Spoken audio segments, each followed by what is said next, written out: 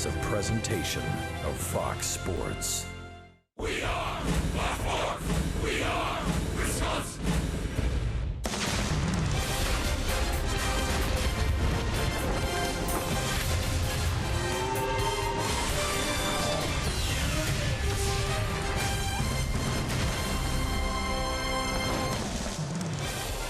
A beautiful night for tailgating just outside of Miller Park here in Milwaukee. We are getting close to first pitch, Game 2 between the Chicago Cubs and the Milwaukee Brewers.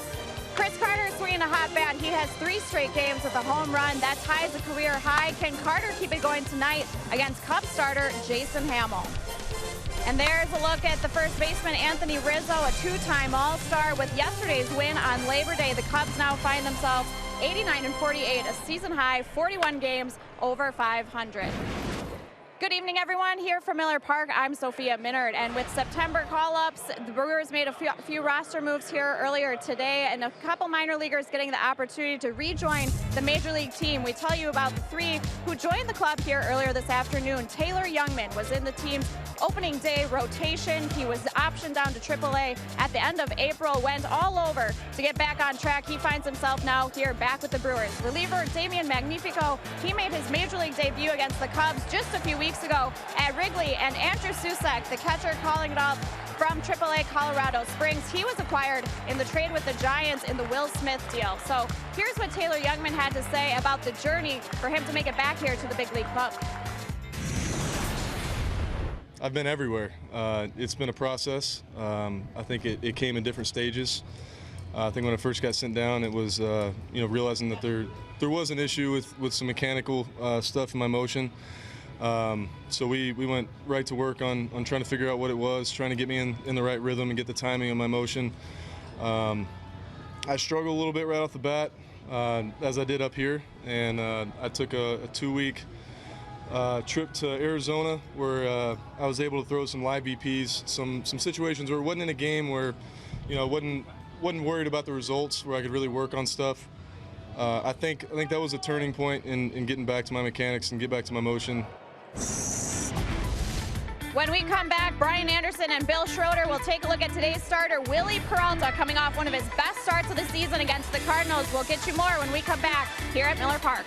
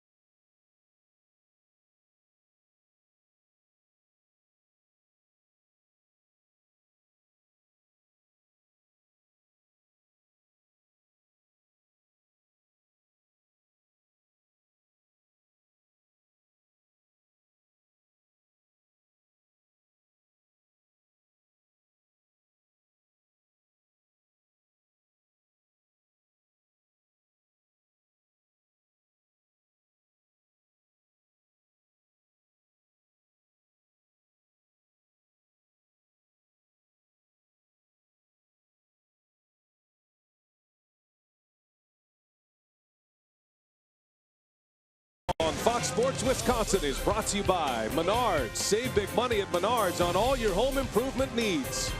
By your local Toyota dealers. Toyota, let's go places.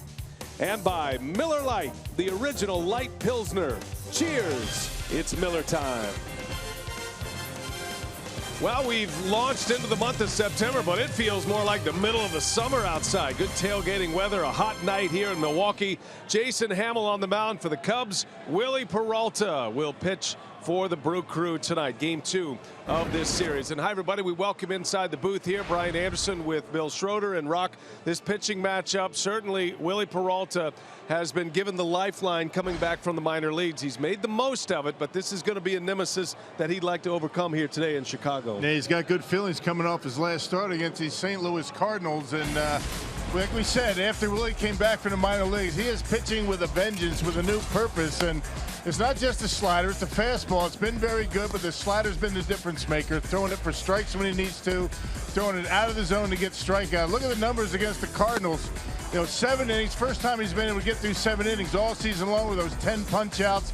He's going to have to be on the top of his game because Anthony Rizzo is in that starting lineup. Look what he's done in his career against Willie Peralta. Willie's going to have to figure out something different to do to Anthony Rizzo. The 500 batting average with the 5 home runs, incredible numbers for Rizzo against Peralta. You got to keep an eye on that tonight. 2 All-Stars not in the lineup. Chris Bryant, Addison Russell. They'll sit tonight as the Cubs have a magic number of 10. Brewers are trying to keep them right there. They're trying to win for the first time in this series. We've got lineups. First pitch coming your way next.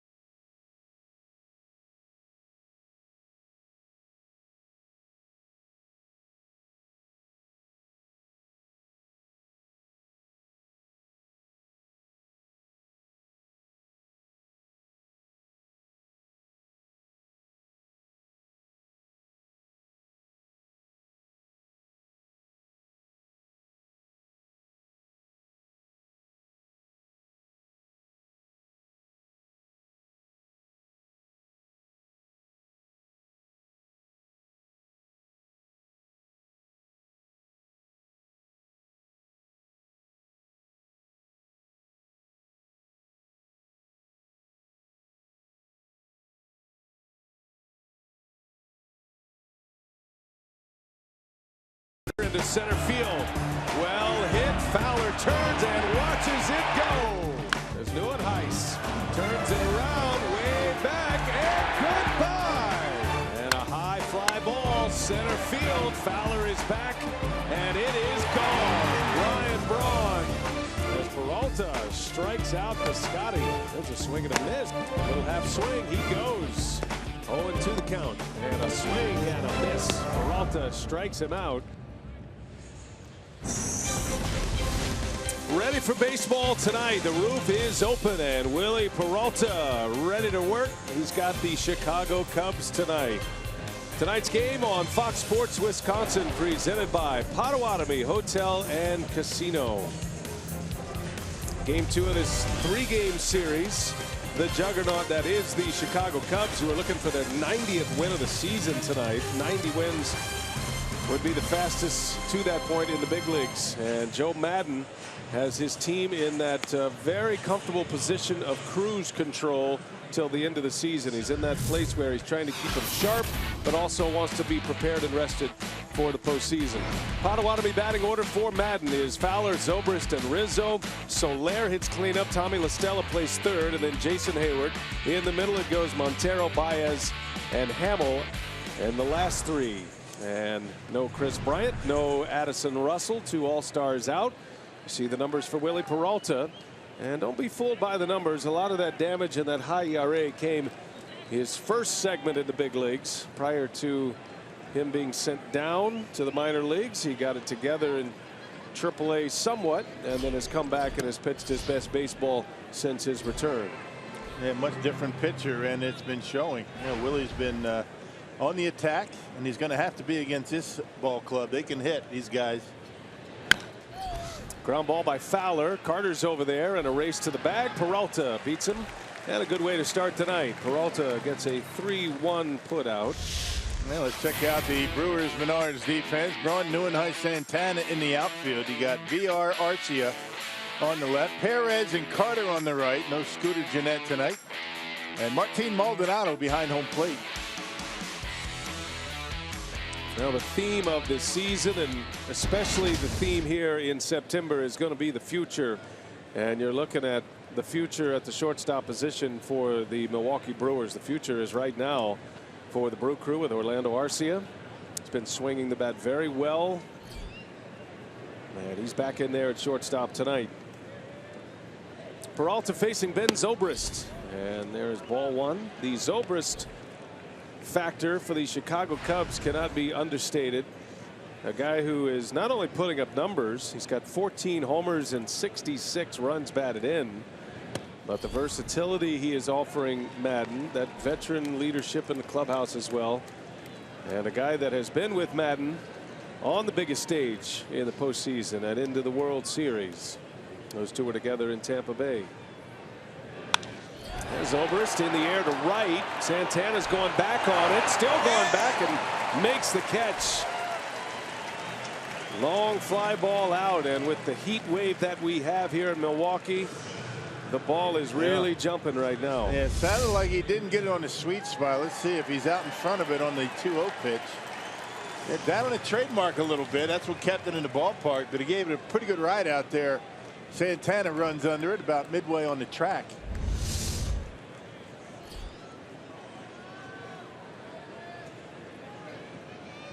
So 2 outs. Here is Anthony Rizzo. And he swings at the first pitch. That's deep into left field, and Braun will watch it go. He has been Willie Peralta's nemesis the last couple of years, and he wasted no time putting the Cubs on top. Rizzo with home run number 27, RBI number 94. And the MVP candidate has the Cubs on the board first. Yeah, no kidding. And his 6th career home run against Peralta, now 15 for 29, hitting over 500. That one leaked over the heart of the plate, and Rizzo didn't waste it. He was about to take that. He gives it a good ride to the opposite field. Rizzo just hit his 6th home run in his career against Willie Peralta. That is in only 29 career at-bats. 15 for 29. You pitch him inside, he'll pull him out the right. You pitch him away, he goes to the opposite field. There's a wave and a miss. Soler gets to start in left field tonight and in the cleanup spot. Soler's been dealing with an ingrown toenail, which sounds a bit laughable, but I guess his was so bad that it knocked him out of the starting lineup for a couple of days over the weekend. Is that something you've ever experienced? Do you have analysis on an ingrown toe? I don't. I've never had an ingrown toe, but I have had, you know, split toenails before. I know they're painful, but. Now Soler in the air, back in the grass is Perez way out there, and he's got it for the out, and that will end the inning. So a 10-pitch inning, but Rizzo on his first pitch drives one over the wall. 1-0 Cubs.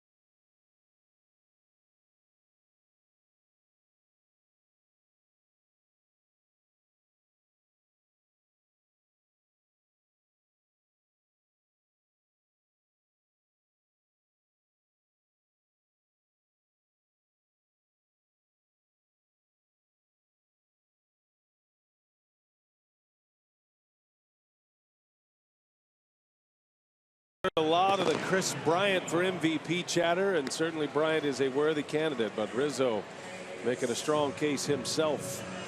A home run in the first inning gives the Cubs a 1-0 lead. Let's check the Potawatomi Brewers batting order.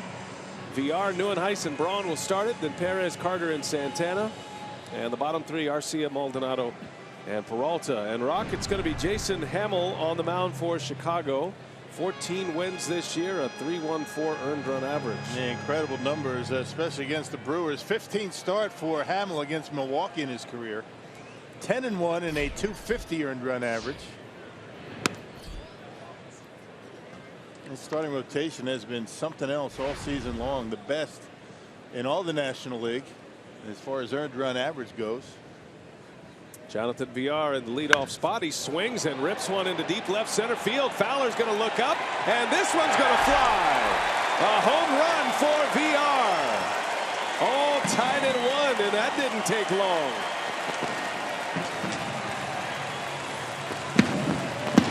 Number 13 for Jonathan VR.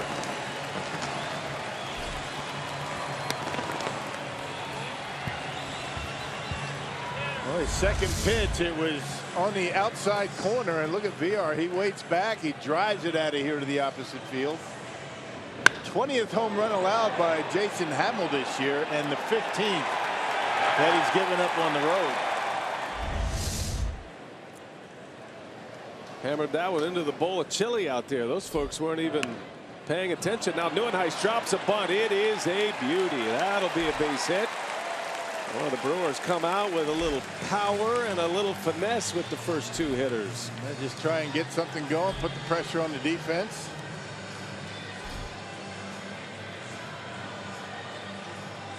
Not a whole lot Listella could do about that. That was a perfect bunt. As long as it stays fair, it stays in the grass.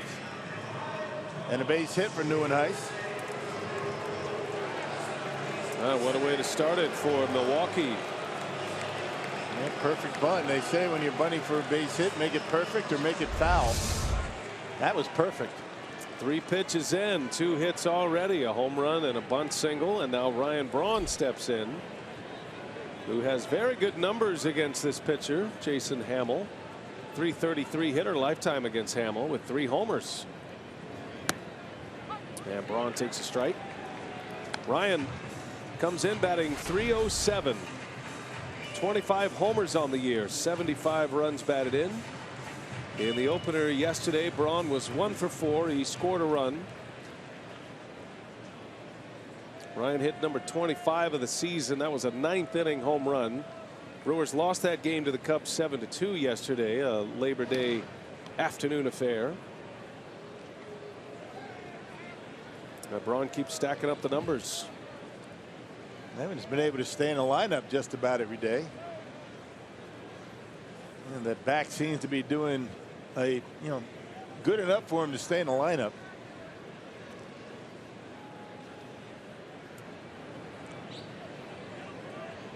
That one's in the dirt, gets by Montero. Neuenhuis will advance to second. So a shaky start by the Cubs starter here today. Joe Maddon has never been afraid to pull the early hook on Jason Hamill. He did so just a couple of starts ago in Los Angeles. He took him out after just 39 pitches. And it wasn't that he was getting roughed up too bad by the Dodgers, but Maddon has always felt he can see in Hamill what he needs to see, and if he's not in a certain location with his sinker, and if his breaking ball, as that one is whipped into center field, Braun, a base hit. They're going to send Neuenhuis. Here comes a throw, and it's through, and Neuenhuis is in. Ryan Braun with an RBI single, and what a start for the Crew. They grabbed the lead here in the first. Just blisters one right back through the middle, right back at Hamill.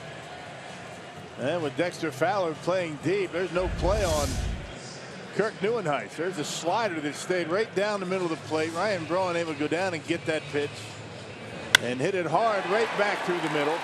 And the Brewers 3 consecutive hits. And that's when you want to get a sinker ball early in the game. And Brewers are certainly well on their way to doing that. Let's see if Braun wants to run here. 3 hits to start it. The first 6 pitches Hamill has thrown tonight.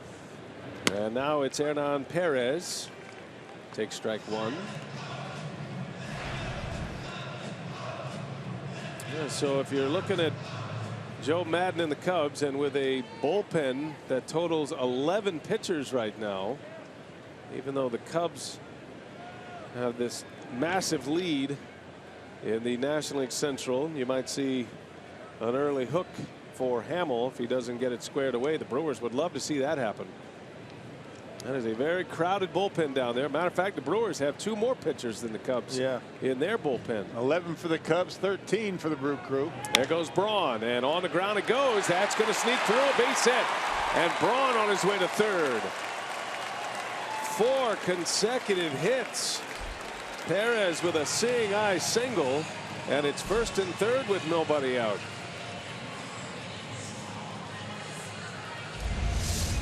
Well, once again, a pitch up in the strike zone. Out over the plate, and Perez, although he got it off the end of the bat, just able to get it out of the reach of LaStella and into left field. And Ryan Braun cruises into third base. No Chris Bryant over at third. He's got a little bit more range than LaStella. He might have had that one. So runners at the corners, and Chris Carter is coming up. Brewers have been very aggressive, swinging early in the count.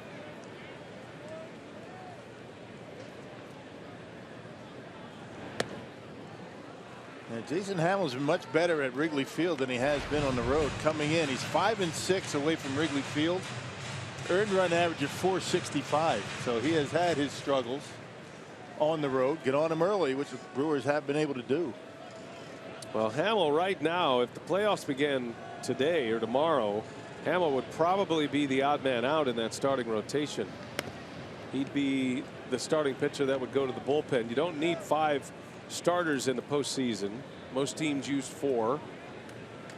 And the way Kyle Hendricks is going along, who has a legitimate shot at a Cy Young Award this season, and the pitcher who beat the Brewers yesterday, you know Arrieta's going to be there, and you know Lester and Lackey are going to be part of that staff. So Hamill's on the wrong side of that. Yeah, I thought you were talking about possible Cy Youngs. I mean, those 3 could be in contention for that too. Yeah, Lester's there, Arrieta, Hendricks for sure, Madison Bumgarner.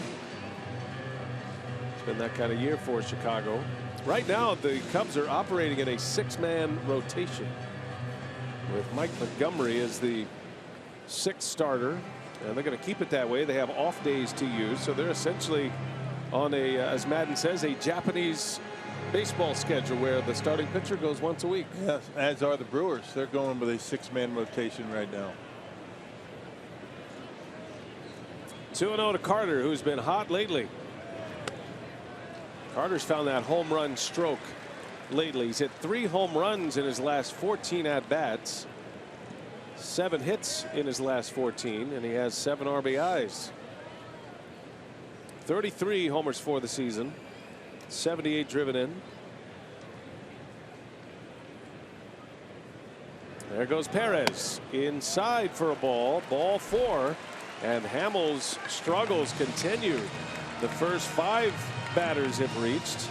Still nobody out, and the bases are loaded. I'm surprised Chris Bosio hasn't made his way out to the pitching mound. There's Boz taking it all in. The former Brewer, former Mariner, threw a no-hitter with the Seattle Mariners. Excellent pitching coach and a Wisconsin resident. Domingo Santana now. 2 runs are in. Bases are loaded for Santana. The 6th batter of the inning, and now Bosio is on his way out. Tried to flip up a curveball first pitch to Santana, missed badly. Quick trip to the mound for Bosio. As quick as Bosio can get to the mound.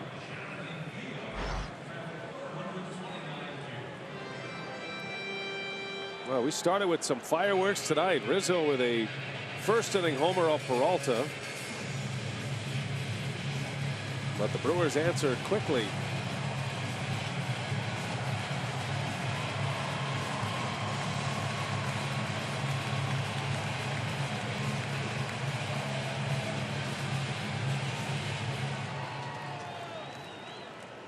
So the visit is over. Santana, chance to do big damage here. And Santana lines one to left.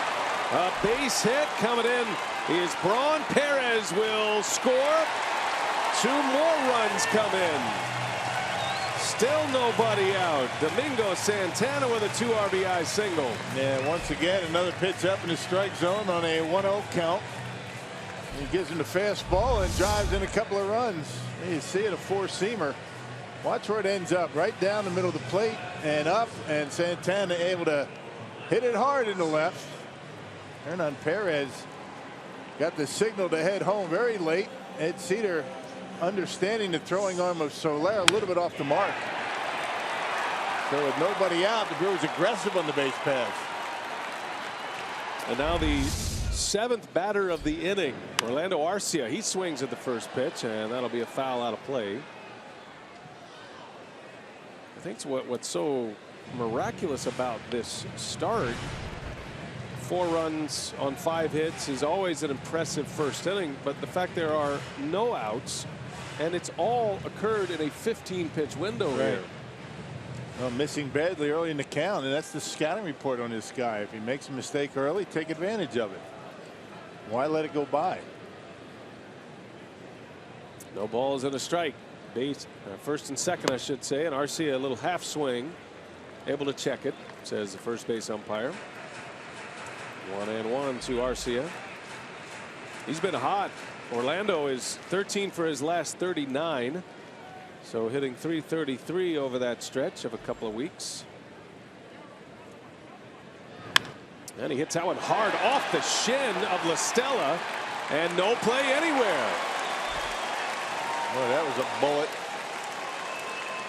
Well, you would think that would be a base hit. It was hit right at him. Just didn't have time to get the glove down. We'll see how they score it. And another pitch up in the strike zone for Jason Hamill, and the Brewers all over it. That's a fastball again.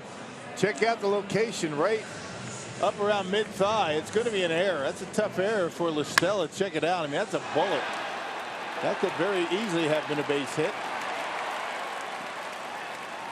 Ouch. And the glove comes up and hits him right on the shin. Boy, that had to hurt. That was on him quickly. Bases are loaded up for Maldonado now. And Maldonado on the first pitch. Skies one into left center. Carter is the runner. Soler's got a big arm. And here he comes. Here comes the throw, and Carter's in there. Sac fly, RBI. Brewers take a 5-1 lead in this first inning.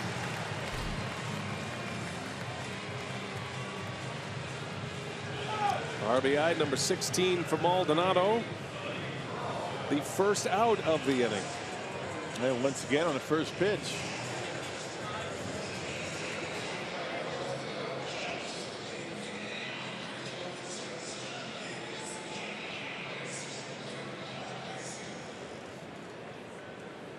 And Hamill sweating up a storm on the mound on this hot night. Facing the pitcher here with one away. Be interesting to see if Peralta bunts in this situation. Under normal circumstances you would, but 5 runs are in already. Willie squares, pulls the bat back, and swings and misses. In the previous 3 starts for Hamill against the Brewers, he'd given up a combined 6 runs. He's given up 5 already tonight.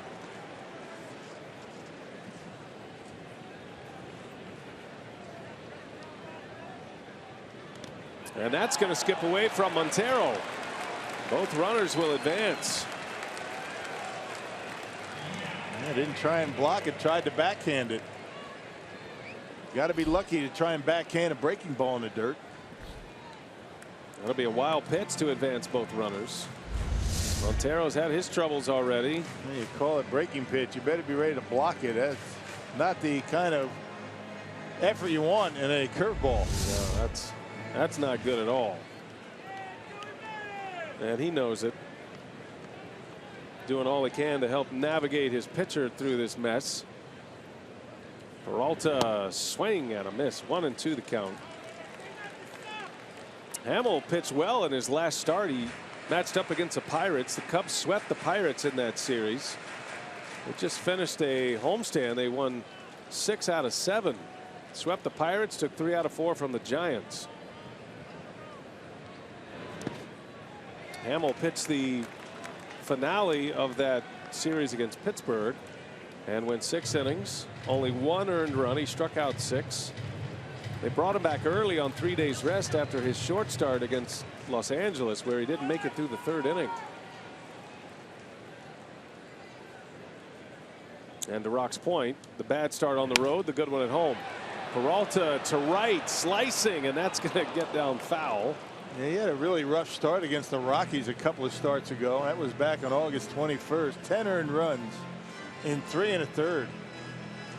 And still has that earned run average at only 3.14. That is an ERA buster when you give up 10 earned runs. At that point, before that start, that was back on August 21st. He had snapped a season high 22 inning scoreless streak. That's how good he was going until that start in Colorado. There's a swing and a miss. Peralta strikes out. Just the 2nd out of the inning. And that'll take us back to the top of the order. And the man who started all this just a few moments ago, Jonathan Villar, with an opposite field bomb. Powerball home run number 13 for the Brewer third baseman. Yeah, that was way back out there into the gap, out there in right center, left center. Showing good powers, Villar. Home run number 13. And Villar, pop up foul. No one's going to get to this one. That one bounces off the tarp. 2 at bats for your leadoff hitter in the 1st inning. Always a good sign. Villar with his 3rd career leadoff home run. He's hit 2 of those this season.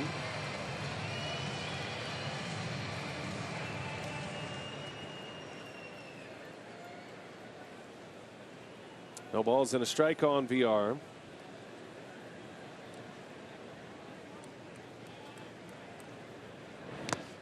The first 7 batters reach base to start this game. 5 hits, a walk, and an error. First 5 batters, I should say, scored. And now Villar with a couple of cleanup.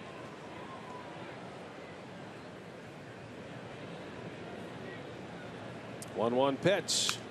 Had a good cut, fouls it back. And did you see what these pitches are ending up? I mean, everything up in the zone. That slider right down the middle. That's one that Villar would like to have back. Yeah, right down the middle, number 3. Usually don't get those back. The 1-2.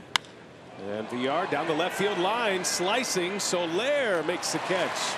And that will end the inning. What an inning for the Brew Crew. 10 batters. It starts with a bomb by Villar. That tied it. And then the wheels started to roll. The bunt, the RBI single. Perez with a hit. 2 RBIs from Santana. A sac fly by Maldonado. You get the idea. It's 5-1 Brewers.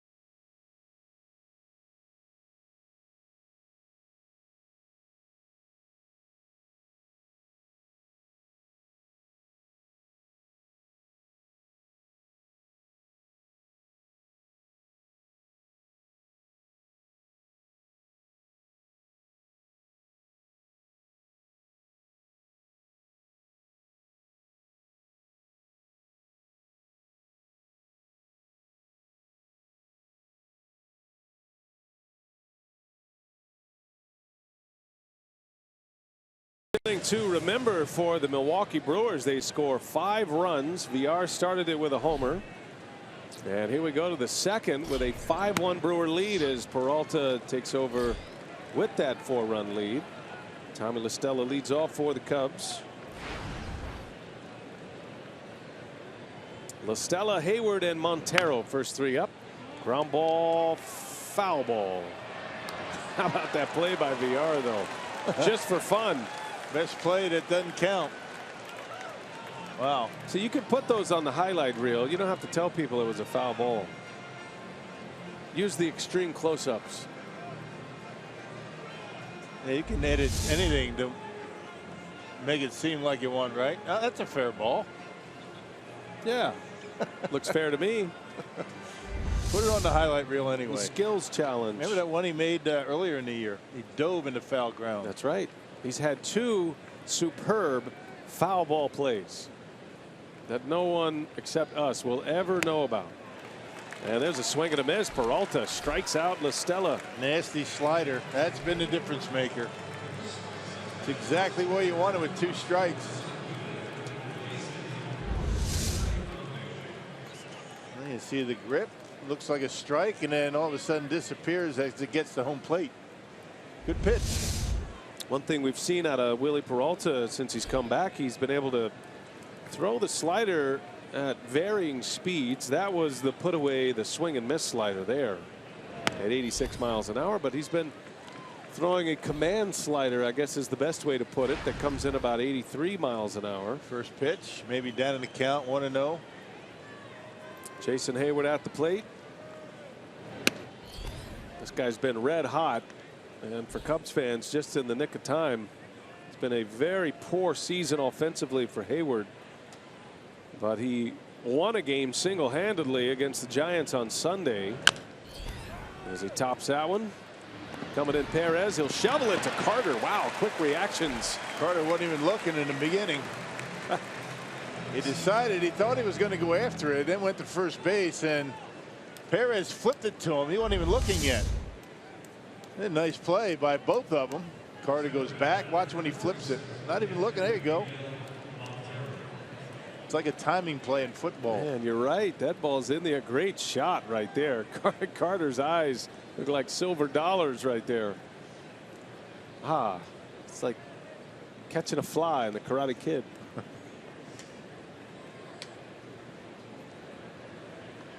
Look at those eyes. Whoa, whoa, whoa, whoa. Hernan Perez saying, you better be ready when I'm over here. It's a good play by Perez. They're still having some fun with it. Those smiles. Good to see the Brew Crew smiling. Montero down the left field line. That's going to slice foul. Evens a count of 1-1. Did a lot of smiling in Pittsburgh. That was a nice series. Little sweep of the Pirates, returning the favor after Pittsburgh had swept Milwaukee here at Miller Park.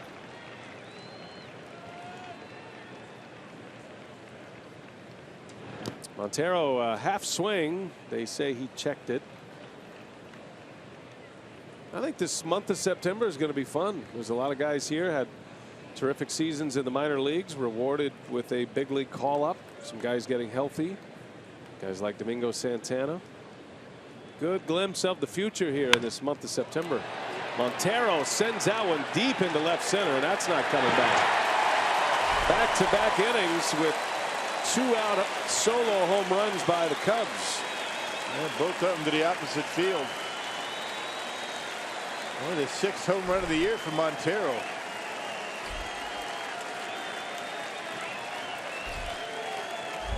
And it was on the outside corner, and it's a changeup from Willie Peralta, just trying to do something different. Maybe might not want to throw that one again to Montero. Willie Peralta's changeup, his 4th best pitch. Montero sends that one into the Brewers bullpen.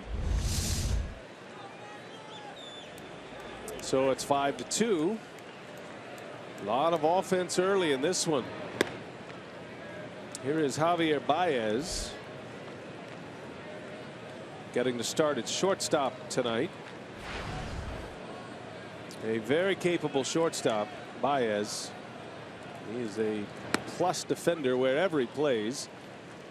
But you see him a lot. If he doesn't start, you see him a lot late in games as a defensive substitution, whether it's third base or typically second base. And a big swing, roller up the middle. Perez is there, the second baseman, and Peralta is out of the second inning. But back-to-back innings with 2-out homers, and it's 5-2 Brewers.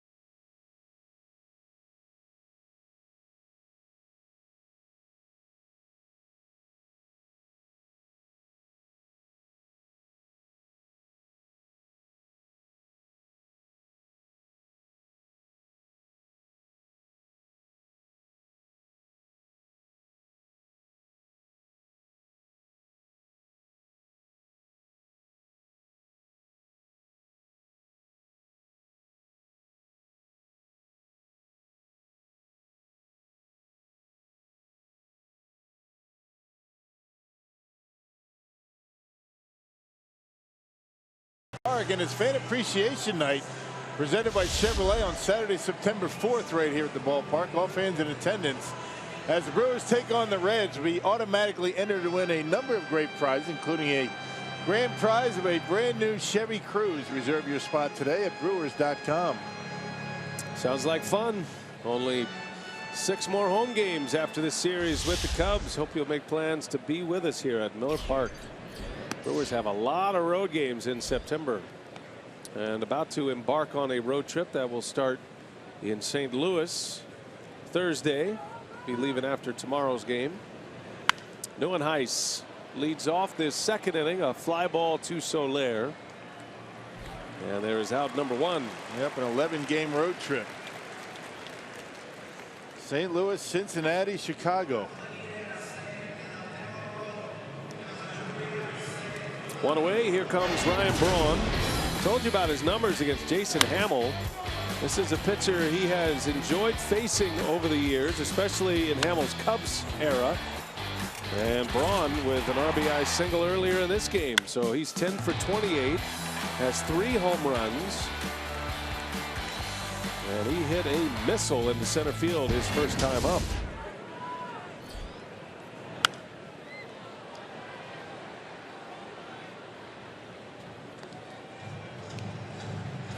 Ryan now with 76 RBIs. OPS up over 900. He's at 909 after his base hit and RBI last time up. On base percentage of .369, a slugging average of .540. That's how you get the OPS. And the fact that Braun's been able to maintain that number basically over 900 all year, even into the high 900s for a good part of the first half, speaks to the kind of year that he's had. It's been an impressive comeback year for Ryan Braun.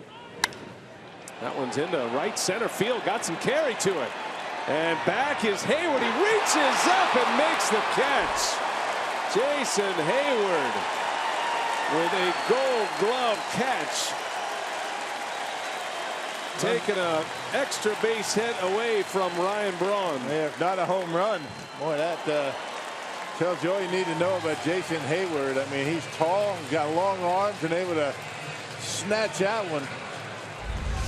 And as you mentioned, that baseball traveling pretty well here tonight. Let's see if it would have been out of the ballpark. It might have been. And maybe not, but it might have bounced off the top of the wall. Who knows? But that's a heck of a play by Hayward. And Hamill appreciates the effort. 2 up, 2 down in this inning. Now Perez. That ball carried pretty well. I mean, Braun got that ball at the end of the bat. I mean, if he got all of that one, it would have been out. But the way that baseball carried, pretty impressive. The ball is jumping today. Down the right field line and foul. 0-2 on Perez. Sounded like he was out in front of it and off the end. So Braun got good carry on that baseball.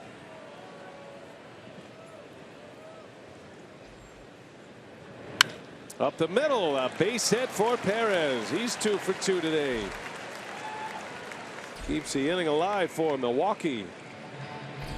Well, the hits are coming fast. A lot of early swings for both teams. 7th hit already for Milwaukee. And another pitch. It gets a lot of the plate, and it's up in the zone. Well, Hamill having a difficult time getting the baseball down here tonight. And the Brewers are taking advantage of it. 2-out base runner. That is already the 7th hit for Milwaukee. They went back, reviewed it, and changed the Orlando Arcia batted ball, which was originally scored as an error, to a base hit. Yeah, that should have been a hit. So the final numbers from that first inning: 5 runs, 6 hits, no errors, 2 left. All runs earned. No error, but a big mark on his shin. Tommy La Stella. That's going to be one of those bruises that goes into multiple color range over the next week or so, right? Yeah. From black to blue to purple to a little bit of green and yellow. But he didn't rub it. Not in front of us anyway. No, he went probably back in the clubhouse, rubbed it a little bit, put some ice on it. A bullet.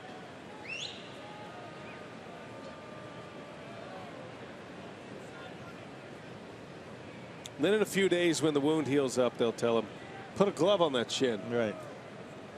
That's the way baseball players are. Cruel. Swing and a miss by Carter. Big cut. Chris with a walk in the first. Of course, when you're 41 games over 500, he's already probably heard that. That's true. Yeah, this team's free and easy right now. Might be the biggest concern for the Cubs, right? If you're Joe Madden and you know you have this big lead, your magic number is 10. So any combination of a Cubs win or a Cardinal loss that equals 10 is going to secure the division title for them. Yeah, keep these guys engaged and at the same time giving them some rest. He's got 2 of his main guys out of the lineup tonight. Madden said he's planning on sitting Anthony Rizzo tomorrow. There goes Perez, and the throw to second. Not in time. Perez is safe with a steal. Throw was just tailing for Montero up the line, and that took him out of a chance for an out. And Montero's had a tough year throwing out base runners. Only 5 for now 58. That's less than 9% throw out percentage. And yet another one. Well, you look up and it's hard to believe that Hernan Perez now has 29 steals for the season. He's 1 away from a 30 stolen base year, and you would have never have imagined that. No. Earlier in the season. Well, you look at him, you don't really think of him as a big base runner, base stealer, and surprises you. He's smart, gets good jump. You got VR with 51 stolen bases, Perez with 28. Keon Broxton has 21 now. The running Brewers. Big cut and a miss again. 2-2 on Chris Carter. Feels like the Brewers are trending in that direction as far as, you know, when you start looking at the rebuild and where the Brewers and what kind of team they'll be when they start to contend. They have so much speed, not only at the big league level, but in their organization as well. There's a swing and a miss, and Carter strikes out to end the inning. Brewers get a hit and a stolen base from Perez. Hayward with a Gold Glove caliber play. 5-2 Crew.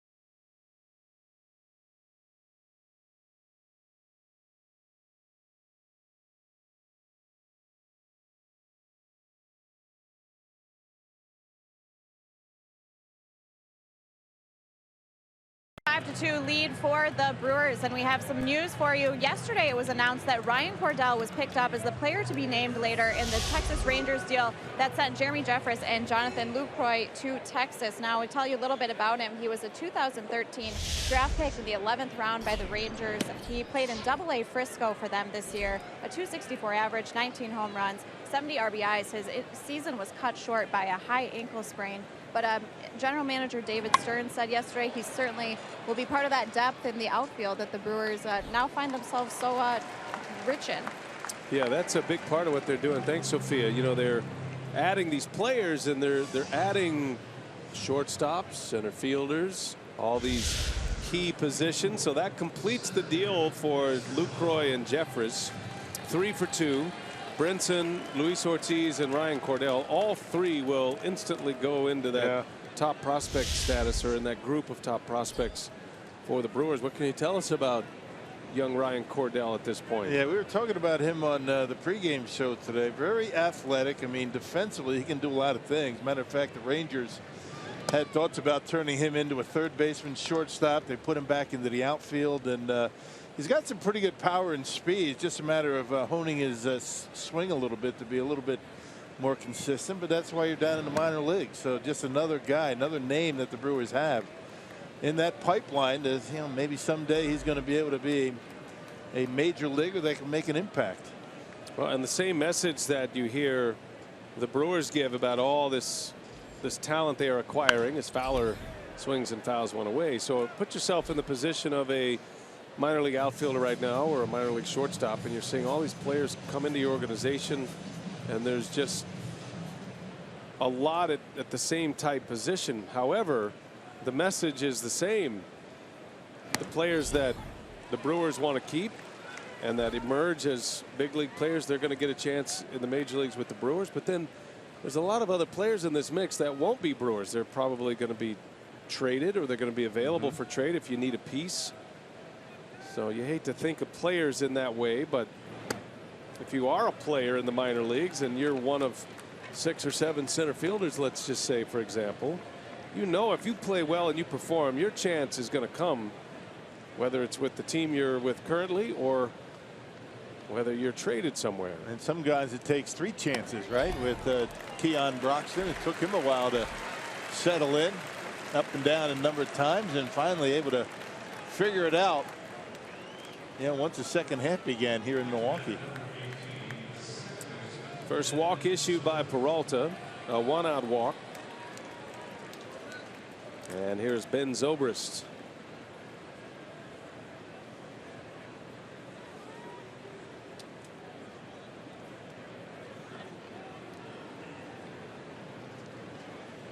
Zobrist, the switch hitter. Super utility man. Takes a strike. Zobrist gets to start at second tonight. Oftentimes you'll see Madden at the end of games when they have a lead move Zobrist from second to left. They bring in Baez. That guy's done a great job. Manager of the year last year. He's now won it in both leagues. Does things a little bit differently, kind of goes out of the box somewhat, but it seemed to work regardless of where he's been. Guys love him. Considered to be a player's manager, good communicator, but he has a lot of respect in that clubhouse. And 2 of his horses on the bench today, Russell and Bryant, 2 all-stars.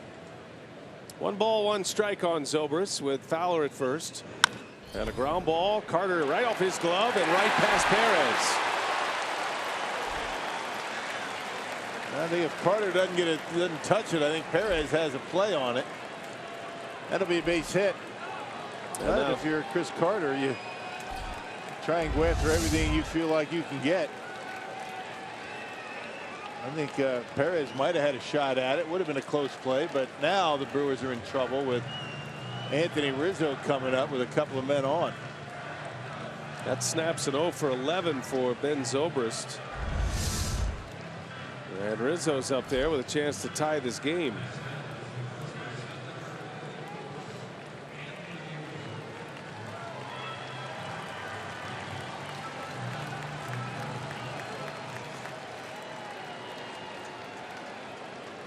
Rizzo with a first inning homer that came with 2 outs. And he swung at the first pitch, knocked it out of here.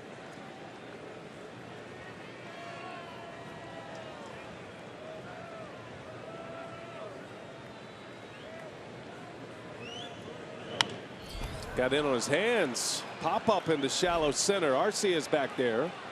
And there is out number 2. What a big out for Willie Peralta. Yeah, good job getting that fastball in like he did. Well, you certainly don't want to leave it out over the plate. He busted him in nicely. Fox Tracks had that pitch right down the middle of the plate, but up. And if you know Rizzo and you watch him enough, you know he stands right on top of the plate. So what looks like is down the middle is actually on the inside for Rizzo, and he couldn't catch up to that heater by Peralta. So 2 outs, 2 on. Here is Soler, another guy in this Cubs lineup with great power. And Peralta spins one in for strike 1. That's a slider you're talking about. That first pitch slider doesn't have to be great, just something other than a fastball.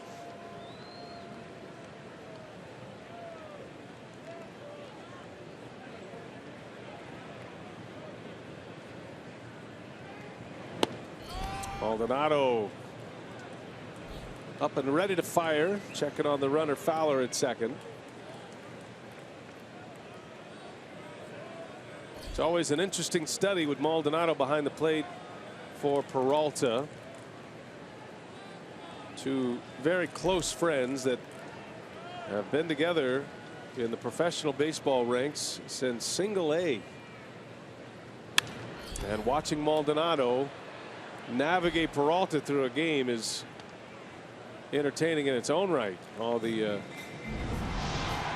well, Craig Counsell even has had, Manny Pena catching Maldonado on a number of occasions as well. So saying to Willie, hey, you're going to have to learn how to throw to everybody. Even Manny Pena did a nice job with him.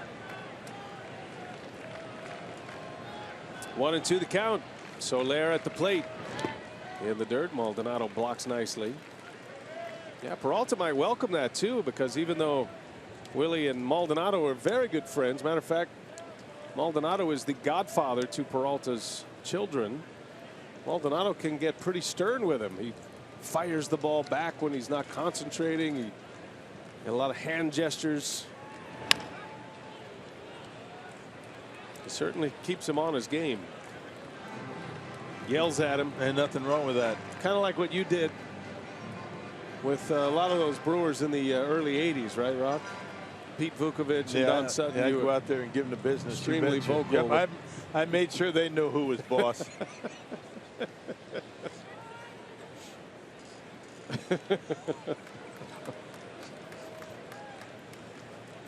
2-2 the count. And on the ground to short, Arcia gobbles it up, goes the easy way to end the inning. First scoreless inning for Peralta. 5-2 Brew Crew. We head to the home third at Miller Park.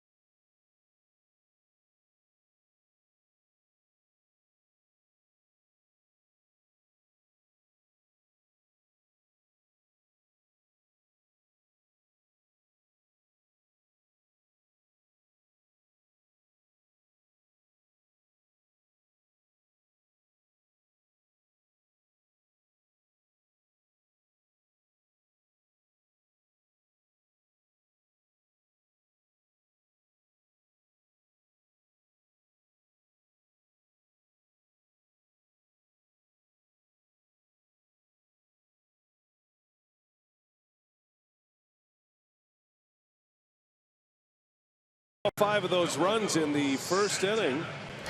And Domingo Santana was a big part of it. Had a 2 RBI single. Santana in Pittsburgh on Sunday.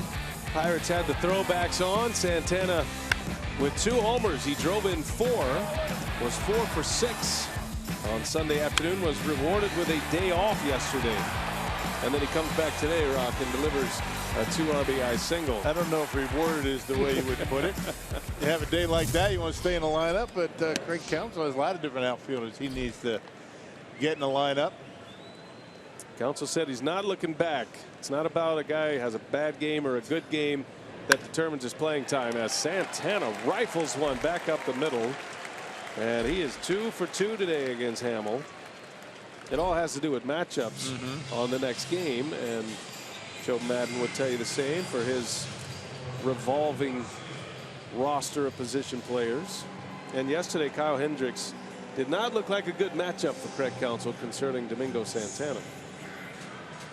Yeah, it could be a rough league. I mean, you have a game like that, you have to sit. I remember that happened to me. I had a great game in Yankee Stadium. Home run off of Rigetti, 4 for 4. I didn't play for 3 days. Tough league, man. Surhoff was in there, right? Here's Arcia. He swings at the first pitch. A high fly ball to right. Hayward is there. You know what Tom Trevorhorn's response to that was? Hey, look, you got 4 hits. That's like 2 weeks for you. Sit back and enjoy it. Sit back and enjoy it. Have a good time with it. Was he going to the advanced metrics on Bill Schroeder against the next opponents? No, just a lot of observing. It's a good chance for you to sit back and watch. You know, just enjoy those 4 hits for about a week. Build your confidence. Yeah. I always felt like the fastest way to evaporate somebody's confidence after a day like that is to tell them they're not good enough to play the next game. Yeah, well, it's kind of what he did. Don't take it so hard. Got to be strong mentally in this game.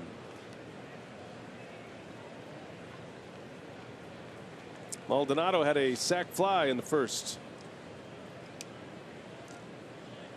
Capped off the 5-run inning.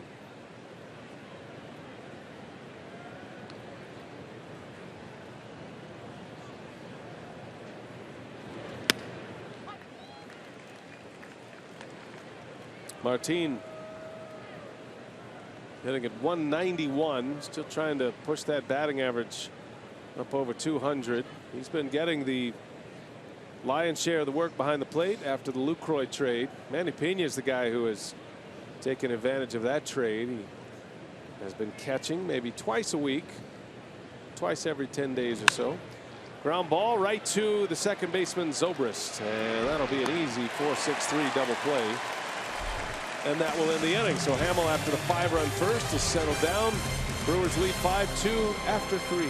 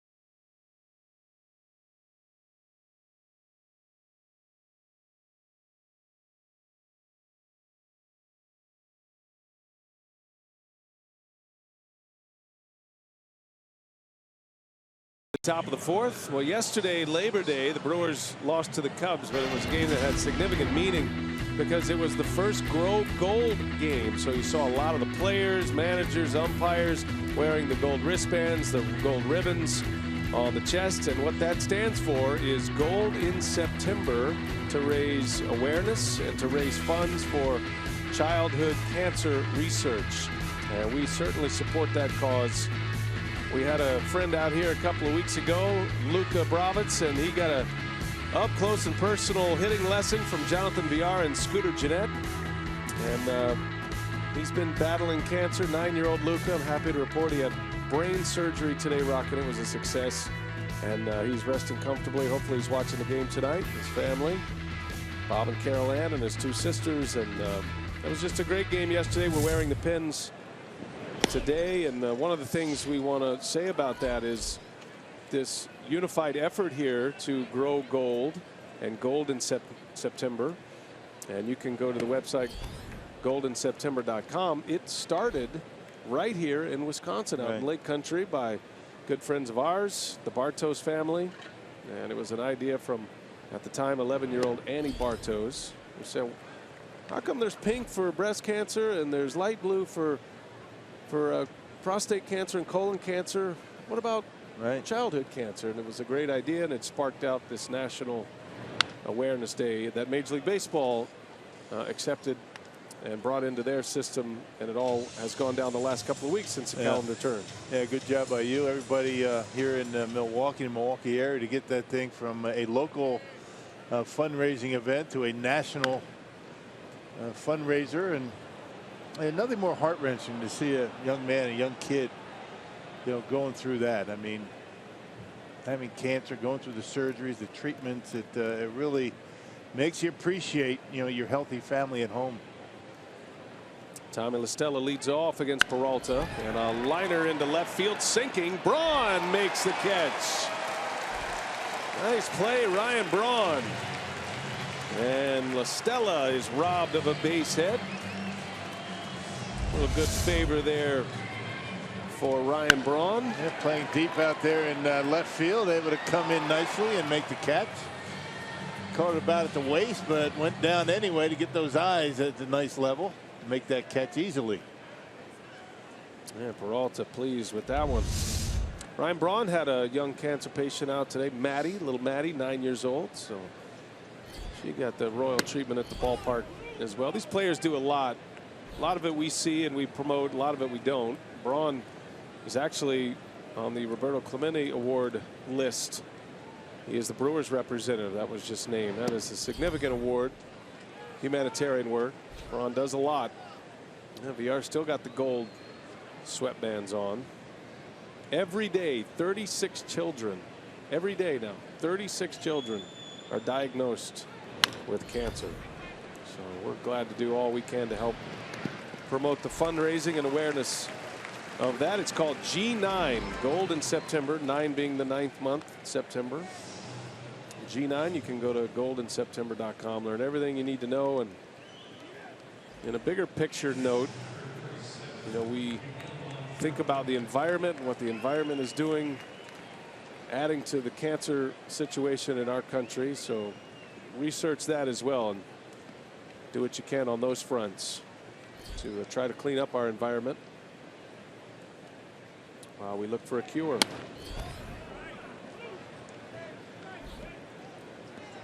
Peralta with 2 away.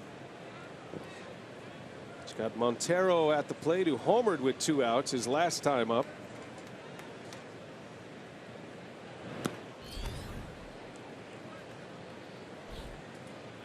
Montero went opposite field. Both of the home runs have been to left center, and both by left-handed hitters, Rizzo and Montero.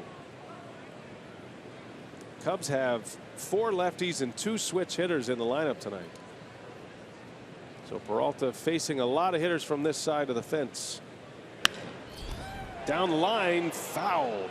Not by much. Of course, I think if you would ask Willie Peralta, he'd just as soon deal with the lefties than Chris Bryant and Addison Russell. Yeah, good point. Well, this will be a good test. That's why he threw Montero a changeup. I mean, that changeup, I think, Really wants to get a little bit more confident in. He threw the changeup, and Montero hit it out of the ballpark. Rare day off for Bryant. There's a strike inside corner. Doesn't know what to do with himself. He keeps walking around, sitting down in different spots, back and forth to the clubhouse probably. And Bryant is the reigning player of the month in the National League. Swing and a miss. Peralta strikes him out. The inside fastball set up that strikeout slider, and a 1-2-3 inning for Willie.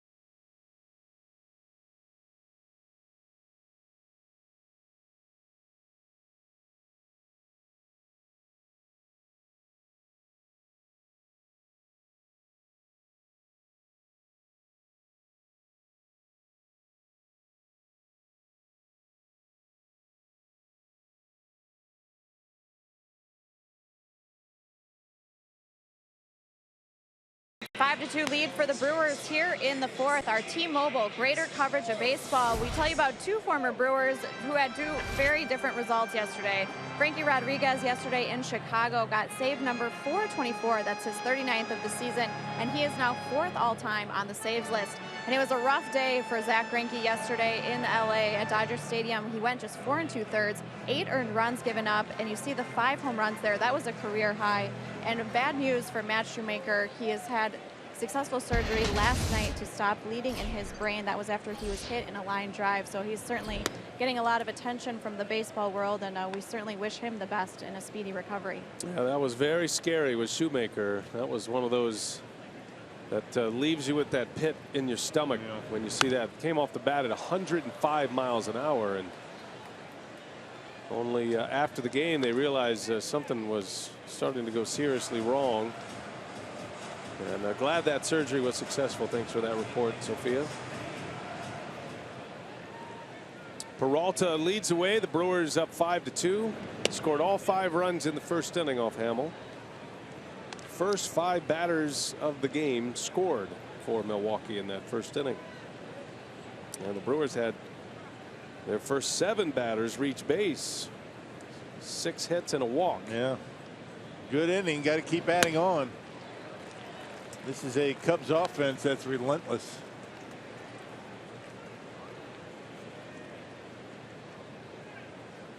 Rizzo's homer tonight, as has Montero, Cubs catcher. 5-2. The Brewers have out hit the Cubs 8-3 at this point. And Peralta, slow roller foul. And the count will stay at 2-2.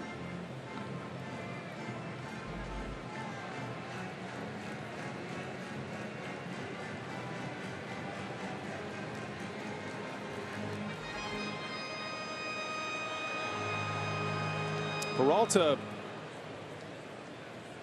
has just 2 hits this year. One of them was a home run, and while that should be a great memory for him, the day he hit the home run and got the win in the game, he was sent down to AAA. That decision already made. That was a start against the Mets. Last time he pitched in the big leagues for over a month. That was the best thing that could have happened to Willie. Getting sent down. That was. Oh, that ball's hit into the gap, right center. Peralta to the wall it goes. Good going, Willie. Willie rumbling his way to second base. Blisters one into the right center field gap. And his first double of the season. Yeah, fastball, and look what Willie's able to do to it. Gets one out over the plate. That's a nice swing. Check out, pops the hips open and gives it a pretty good whack into the gap. Not a short double, but he's able to get in there safely. There's about 2 steps into that where he realized, as happy as he is about the swing and the hit, now he realizes I've got to run hard for a while on a hot night in Milwaukee. VR drops a bunt down right side. Hamill barehands it. The throw not in time. A bunt single by VR. Peralta to third. And Jonathan VR showing all of his game here tonight. The power and the speed, and he's 2 out of 3. Yeah, dropped it down nice. He's second really good bunt. The Brewers have dropped down on Hamill tonight. Neuenhuis did it in the first inning, and check this one out. Running out of the box, he makes contact and just does beat it. That was a pretty good play by Hamill to make it close. On his way to first base, by the time he made contact with the baseball. And VR with 51 stolen bases certainly will be on the move at some point. Neuenhuis the batter, first and third, nobody out. And there he goes, first pitch, Montero's throw, and that's going to go into center field. Peralta jogs in, VR to third. 6-2 Milwaukee, and VR's legs leading the way. And the troubles continue for Miguel Montero. You wonder how that's going to have an effect on the Cubs in the postseason. And he is having a difficult time throwing base runners out this year. Another stolen base, an E2 to allow Peralta to score. He's only thrown out 5 of now 59 base runners. Not a very good throw. Now Baez was trying to make a pick and a tag, and that one ends up in center field. 1-1 to Neuenhuis. 7th error of the season for Miguel Montero. Montero is playing in his 73rd game of the season. Yeah, right. Got 7 errors. Infield in for the Cubs. Neuenhuis, a swing and a miss. You know, in games in the postseason, very close. You know, you don't get a lot of blowouts in the postseason because you're always facing good pitching. You wonder how that's going to affect what the Cubs do. You got to be able to cut down that running game. Well, you got a catcher in Wilson Contreras, a young catcher. As Neuenhuis strikes out, chases one. And the first out of the inning. Contreras is a guy the Cubs like a lot. Still working on his pitch framing and all of that part of the game, the game planning as blocking a rookie. pitches and right, but he's very talented. But you know, you got David Ross. You know, he's a bona fide, you know, postseason catcher. I mean, he's been able to do it. So yeah, he'll get the Lester start for sure. I guess they feel like they're covered. Contreras has one of the great throwing arms in the game from the catching position. That'll be interesting to see what Madden does. Braun steps in, infield in, runner at third, and Hamill deals strike one.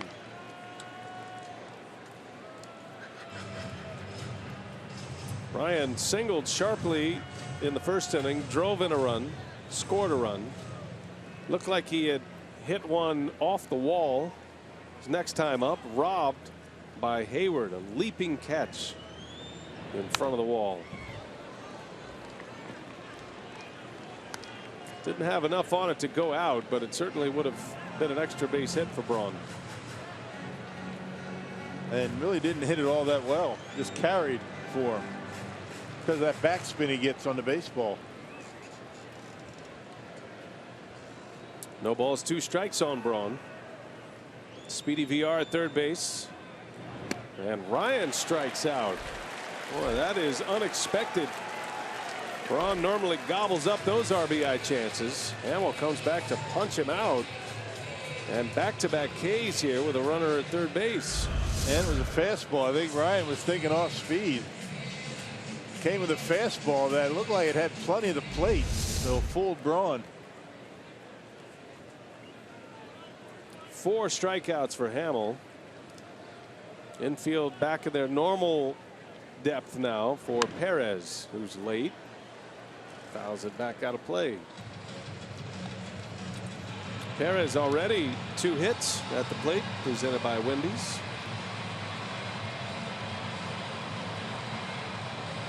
Stole his 29th base of the year in the second inning.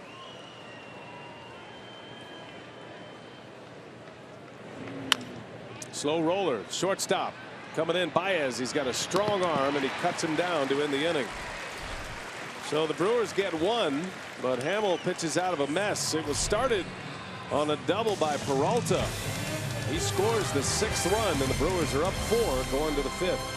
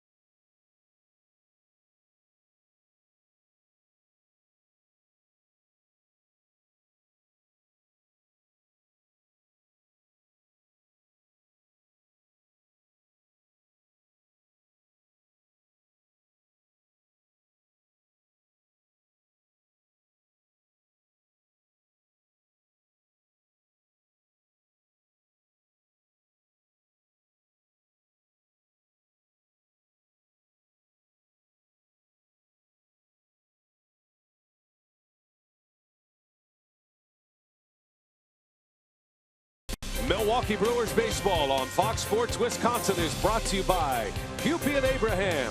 1-800-800-5678. Hupy and Abraham. Tell them you mean business.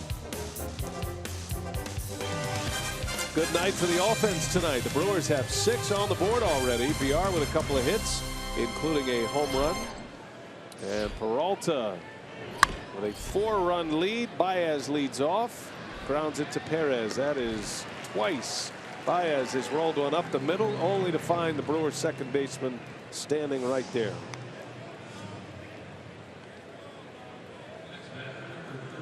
One away on the first pitch. And Peralta will face the pitcher now, Hamill.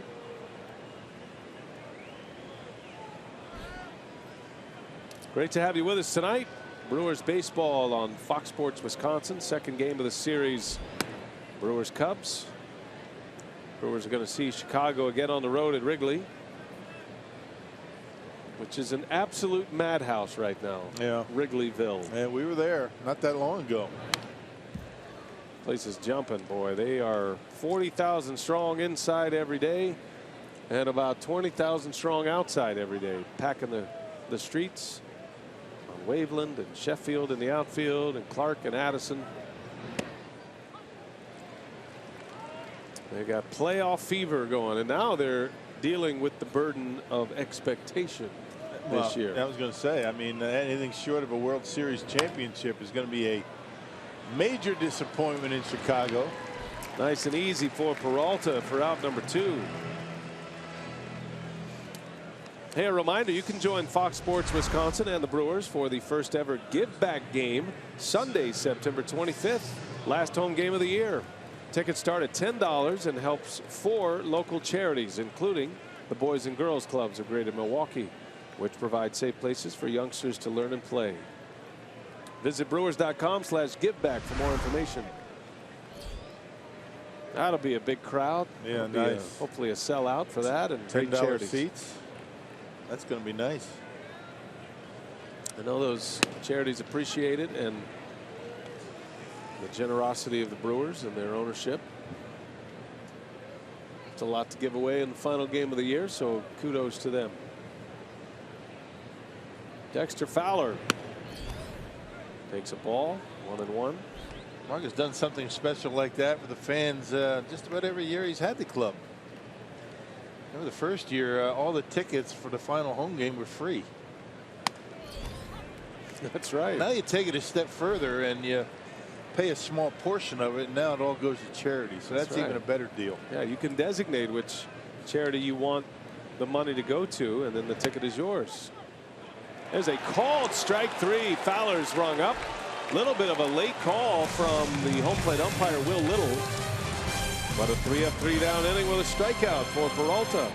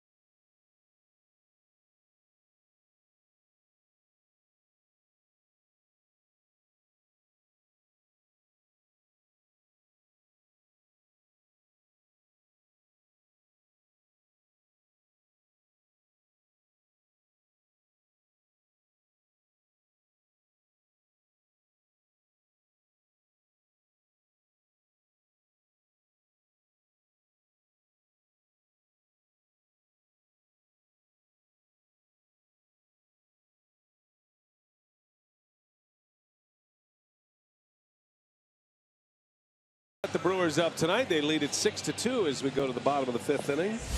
And Chris Carter 0 for 1 with a walk today, but he tops the Powerball home run leaderboard. 33 home runs this season, and he's homered in 3 consecutive games. Chris Carter has the best home run ratio in the National League. Hits a home run every 14.1 at bat. Yeah, he doesn't even have to get all of them to hit him out of the ballpark. He's been amazing. He gets into these hot streaks, no telling how many he can hit. Now right now, Nolan Arenado and Chris Bryant are the home run leaders in the National League. 36 for those 2 individuals. Carter with 33 is 3rd. And the Reds, Adam Duvall, Freddie Freeman of the Braves, Jay Bruce now of the Mets, all with 29. Look out. Boy, that got him. That hit Carter and then hit the umpire. It got him in the helmet or the mask. I think everybody's all right. Carter took that one on the shoulder, it looked like. Boy, up and in. Scary place to pitch. Does it look like that hurt Carter? Not hardly. He wasn't even sure it hit him. Right on the shoulder and right between the eyes of the home plate umpire, Will I think Little. everybody's going to fare all okay with that. As long as you turn in like Carter does, it's not going to hurt as much. Yep, there's a good lesson in that. So here is Santana now. 2 hits tonight, 5 hits in his last 11 at-bats now. Drove in 2 runs his first time up, and then he singled to lead off in the 4th inning, or 3rd inning, I should say. Topper to first, and it's going to roll foul. Not sure why you wouldn't pick it up and flip it to first. Well, let it go foul, though. Santana's got another shot.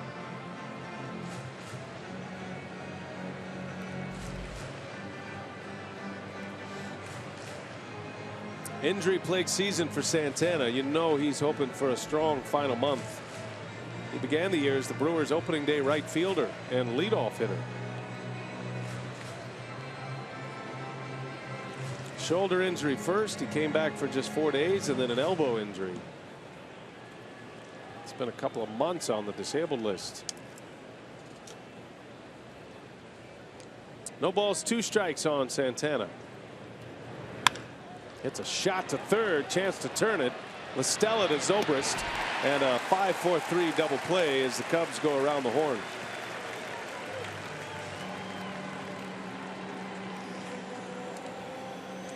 And not hit quite as hard as the one that Arcia hit in the 1st inning. This one, La Stella able to handle, and the easy double play for the Cubs. Cubs have turned the 2nd fewest double plays in the National League. Oh, the Dodgers have turned fewer, but that's not because they don't have good defense. They just don't have a lot of guys on base. Yeah, that speaks to the pitching, right? Yeah. They have 3 of the top 10 ERA leaders in the National League in their starting rotation. The leader in the National League, Kyle Hendricks, with a 2.07 ERA. John Lester is 4th in the league, and then Arrieta is 5th. Yeah, but they've turned 2 tonight.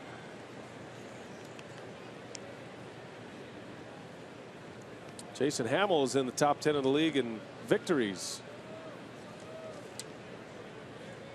Matter of fact, he's tied for 5th. Arcia into left field. Playable for Soler, and that'll do it. So Hamill puts up a 0 in the 5th. We go to the 6th inning from Miller Park. 6-2 Milwaukee.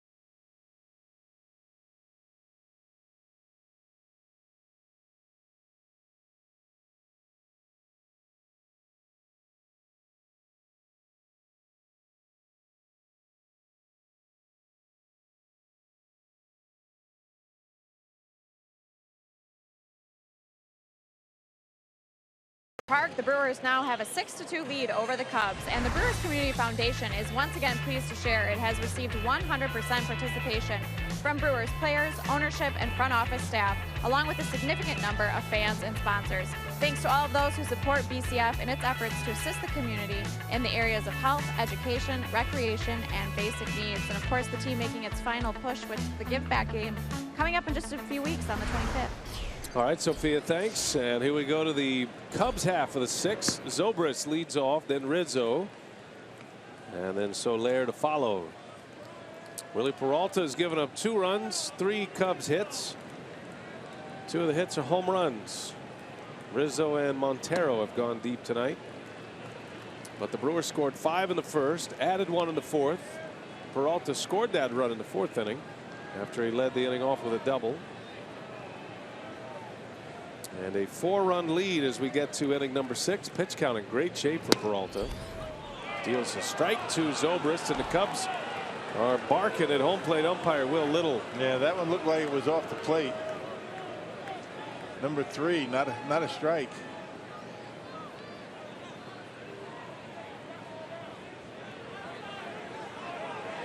And now these two, as Madden watches on, Zobrist and the home plate umpire Little arguing with each other.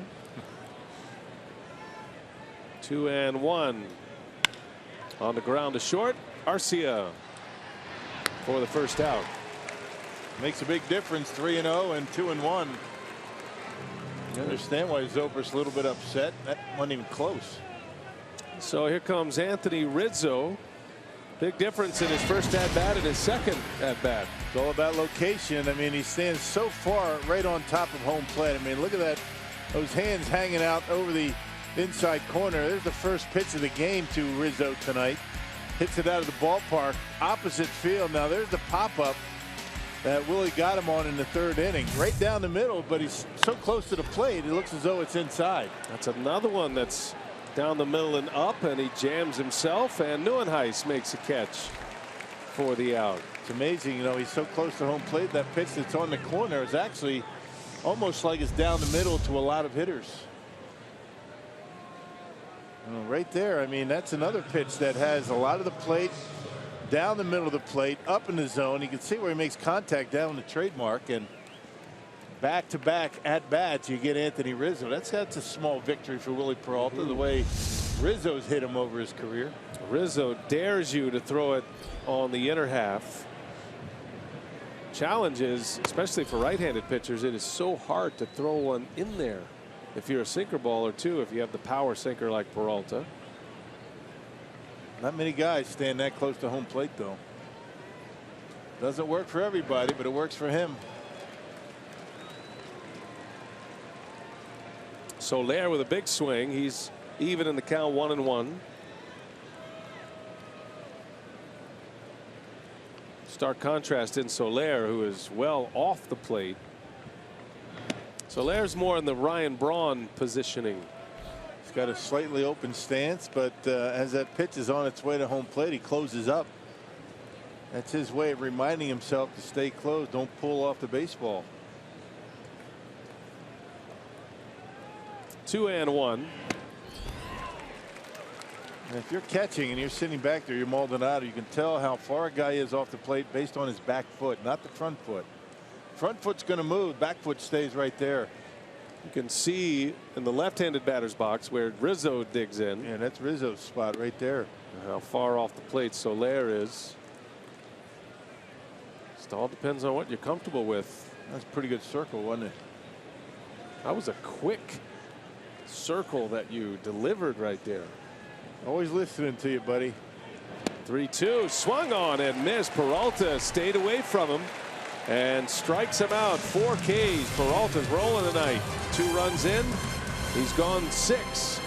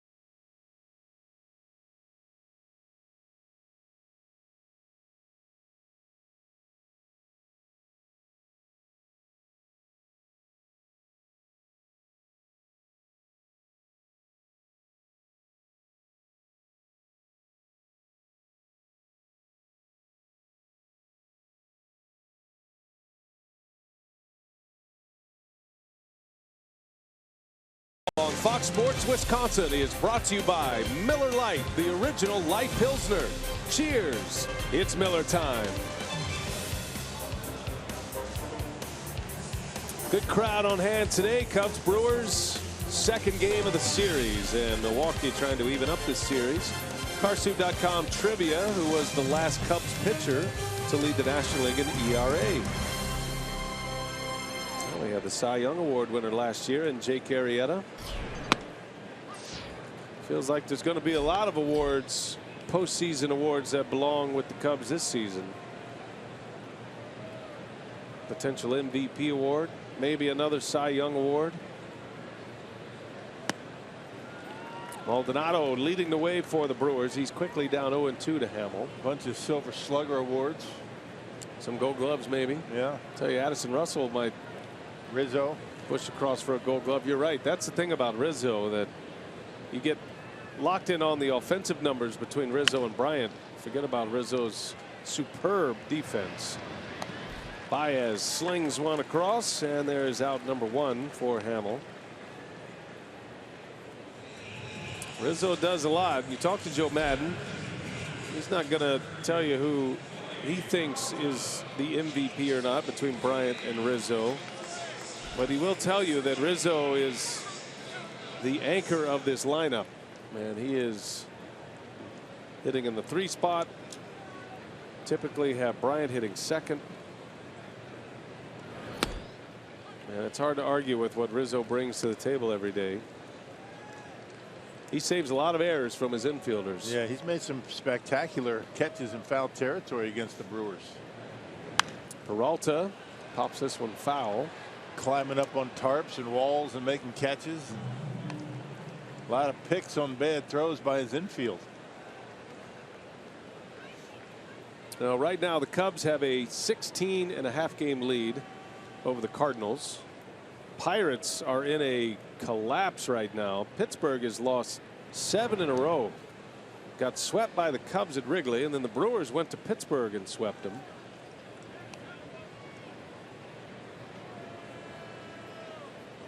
Pirates lost to the Cardinals last night. Cubs elimination number is 10. A swing and a miss. Peralta down on strikes. 2 gone for Hamill.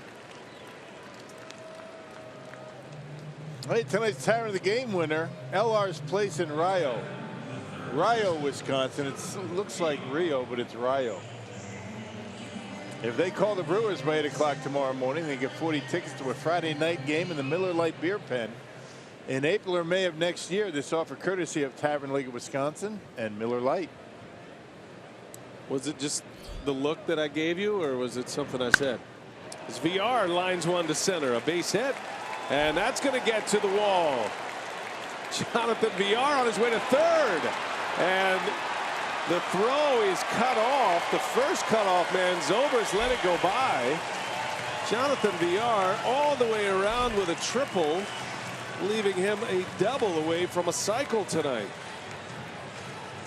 That's just a hustle triple right there. I mean, that is a 99% of the guys in baseball going to be content with a double, but VR never content with just holding up. Always pushing it, always really trying to push the issue, and able to get into third base without a throw. Realizing that not much of an effort on a throw from the outfield, he takes advantage of it and gets into third base. Plays the game hard, plays with a flair. There's a lot about his game that screams star power. He's got some things to clean up in his game, his base running and decision making. He's committed a lot of errors this year as well, but he's got a lot of tools. He looks like he is going to be a very good player. One thing he doesn't need to change is his love for playing the game of baseball and his enthusiasm, and he just wants to be in the lineup every day. He's only 25 years of age. He's new to the Brewers, but he's only 25. Neuenhuis in an 0-2 count.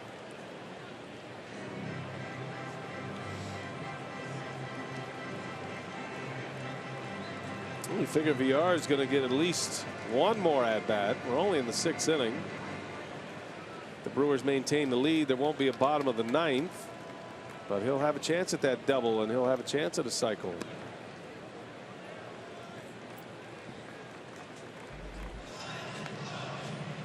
Well, he's got the two hard ones out of the way, the home run and triple. He can thank Robin Yount for that triple. That little cutout in right center was exactly what Robin had in mind when he helped design the outfield wall, the configuration of the fence here at Miller Park. A triples hitter in his own right. Robin Yount put a little angle out there and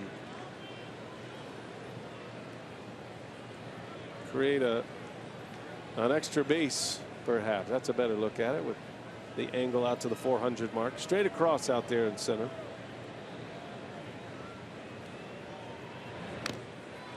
Fouled away. A lot went into the making of this ballpark, but you love the fact that at the time Bud Selig and his staff that were in charge of developing the ballpark and how it would look, how it would feel, the sidelines. It's a beauty. Yep, it is. Opened in 2001. I always call it baseball's most comfortable ballpark. You can see from every seat, great sidelines everywhere, massive concourses. You can still see the game from the concession stands. When you go to the concession stand, you still have a visual of the game. And no rain delays. And the roof, which makes it climate controlled in those cold months. There is no air conditioning in this building, however. And on a night like this, when the temperatures are pushing 90, it can be really hot. Now, if a thunderstorm came through and they closed the roof, then you'd be in real trouble in here. Feel like a sauna. Yeah, crock pot. Easy to get a lather going. See VR sweating it up. It was a little bit hot down in the set down there in the pregame show. Not that I sweat a lot, but yeah, right. I don't see your fan out there, partner. Oh, it's out there. Little portable fan. It's out there. I think somebody lifted it. 3-2 the count. Doing Heiss fouls it away. A battery operated little fan I have out there for the pre and post game show. Craig Kashan's on his own. That's a box fan. You see that little lime green thing back there? Use your circler there, That's Rock. my fan. Well, I've already used it once tonight. Oh, okay. You've hit your quota. I see. I don't want to overuse it.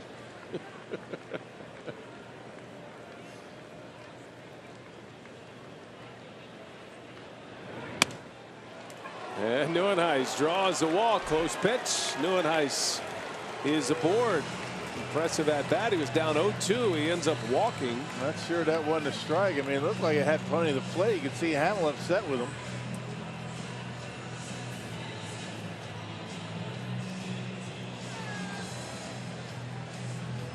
Montero out for a quick visit here. Saw activity in the Cubs bullpen. Tell you, it's got to be a bit of a relief for Joe Madden to see Hamill still out there pitching. Looked like he might be out of the first inning in this game. Well, when you're 41 games over 500, I mean, you can leave a starter in there to get his work in, even when you're losing. Felix Pena is loosening in the pen. He threw a scoreless inning last night, or yesterday afternoon. And so Hamill will pitch to Braun now with runners at the corners.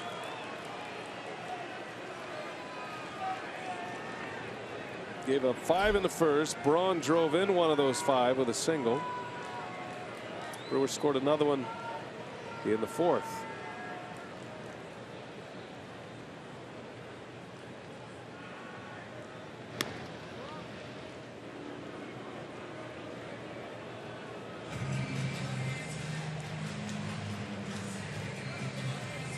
Bryant uncharacteristically struck out with a runner at third and less than 2 outs his last time up. He's been clutch in spots like that, but Hamill struck him out with a fastball. He surprised him.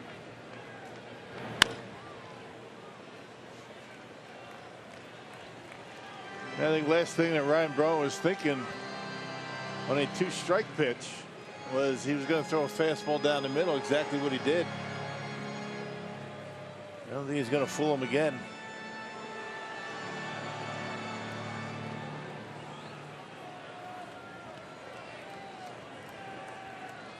First and third, 2 outs. Brewers lead by 4. Braun trying to add to it. 1-1 the count.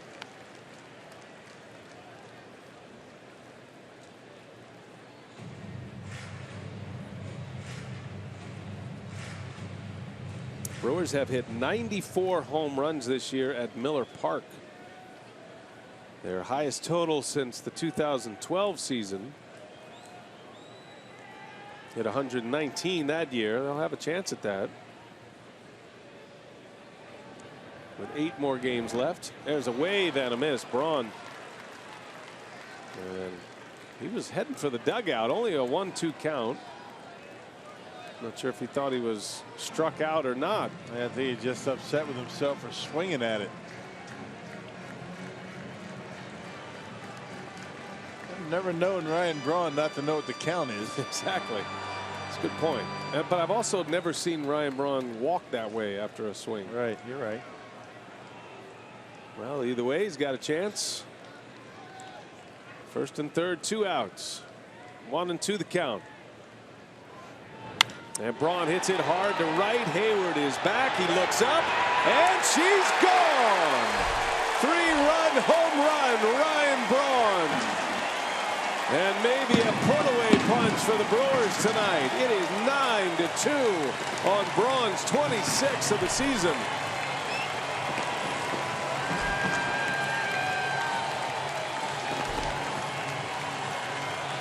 Well, he got in the wave and a curveball in the dirt, and then came back with a fastball. And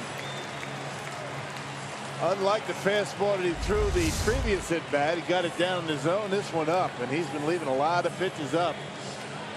And Braun able to drive it deep out there down the right field line. Nice short stroke, concentrating on getting on top. And the Brewers now with a 9 spot. Well, that had to be a very satisfying at bat for Braun. So frustrated after the swing and miss. He chased one in the dirt, comes back and hammers one over the right field fence. They saw it coming with 2 outs and nobody on. Badger Mutual insurance runs of the game as Braun on the celebration at home plate. Hamill retired the first 2, a ground out and a strikeout, then a triple by VR. Had Neuenhuis 0-2, walked him. Had Braun to 2 strikes, 3-run homer. Now Perez into center field. That ball's well hit. Fowler's on the run. He's at the wall, can't get it. Hits the base of the wall. Perez will roll into second with a double. You got to believe that's got to be it, doesn't it, for Hamill? 13th hit for the Brewers. And here comes Joe Madden. And makes the quick call to the bullpen. The Brewers have chased Jason Hamill. 9 runs allowed today. 8 of them earned. Still a runner that is his responsibility at second base. I guarantee you know what he's thinking about. That 2-strike pitch he threw to Neuenhuis that had the plate. That was called ball 4. Hamill will exit. And a call to the bullpen will set him up when we continue.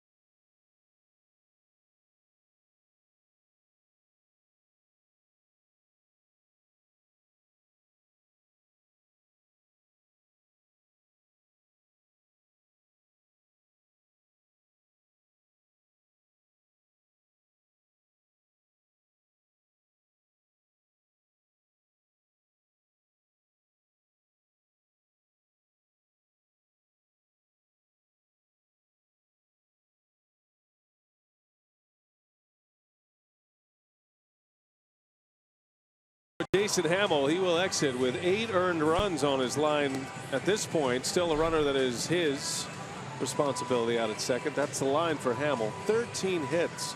Brewers scored 5 in the first. They've just scored 3 with 2 outs. And Joe Maddon goes to his bullpen here in the 6th inning with 2 outs. Felix Pena, who pitched yesterday in a scoreless inning, is back out there. As we mentioned, there's plenty of arms to go to for Joe Maddon out there. 11 relievers. 3 of those 11 are left-handers. And a .675 earned run average in limited duty for the Cubs this year. 6th appearance.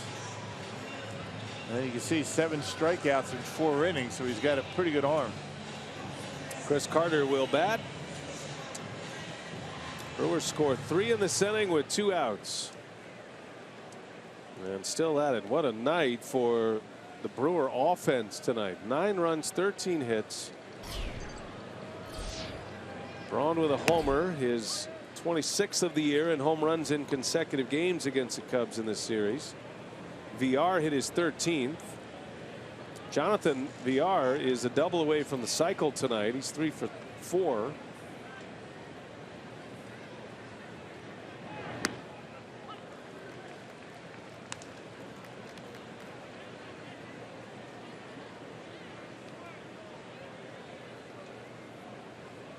Cubs have won 29 more games than the Brewers this season, but you wouldn't know it by what has gone on the field at Miller Park tonight. That's the beauty of baseball. Big spinner in there for a called strike 3, and that'll end the inning. So Ryan Braun had a frustrating at bat going. He was talking to himself. Then he got one he could handle, and he launches one out of here. Braun with 4 RBIs in the game.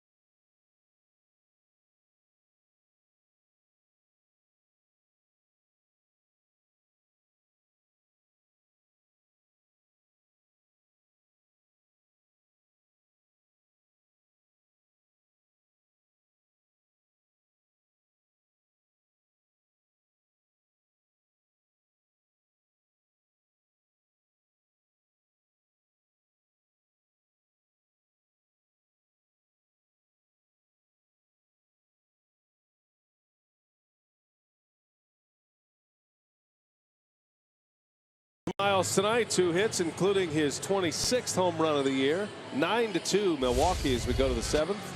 You can swing like Ryan Braun, or at least pretend like it, on a real field. Brewers Fantasy Camp is coming your way January 22nd through the 29th. When you need to see green grass, blue sky, and sunshine and warm up a little bit, you can go to Phoenix, Arizona.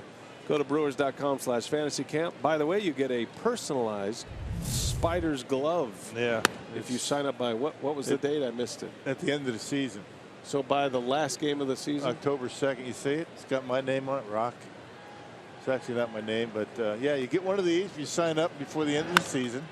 There's a fly ball deep right. Santana will watch this go over his head, and that'll bounce up and out. A ground rule double for Tommy La Stella to lead off the 7th inning.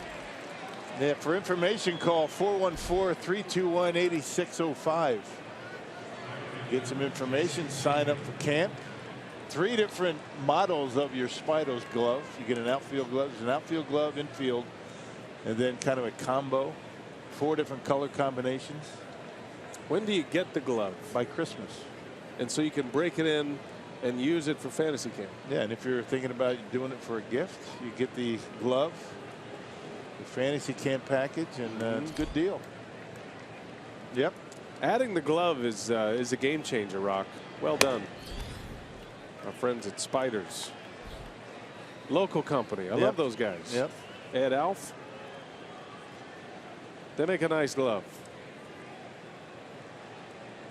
Told you, got Corey Hart all signed up for fantasy camp. Greg Vaughn's coming back. Cirillo, Vina. Could get all of those guys to sign that glove. Yeah. That would be nice. I'll provide the silver Sharpie. That's what you need. On a black glove or gold. Jason Hayward has 3 gold gloves. There's a strike. 1 and 2 to count. What about Jeff Jenkins? Because he signed a contract while he was on the air. Is he backpedaling from the contract? He has not committed yet. I don't know, Jeff. That is bad form. That contract is binding. There could be all kind of legal ramifications.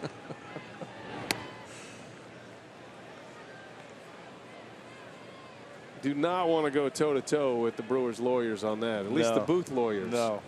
None of us have bad. A license to practice law, but we all can look the part. Yeah, signups are going well too. They really are. And once we rolled this offer out, early sign-up incentive, it got going pretty good. Strikeout for Peralta. Cubs are not happy with the strike zone tonight, but Hayward is rung up. It might have been borderline high, but Will Little has had a generous strike zone to this Cubs offense. Peralta with 5 punch-outs now. And here is Montero. Really looks good. Offense giving him some support. There's a chopper back to the mound. Peralta's got the runner hung up. And now LaStella will be in a rundown. Peralta runs him back. Arcia puts the tag throw to second.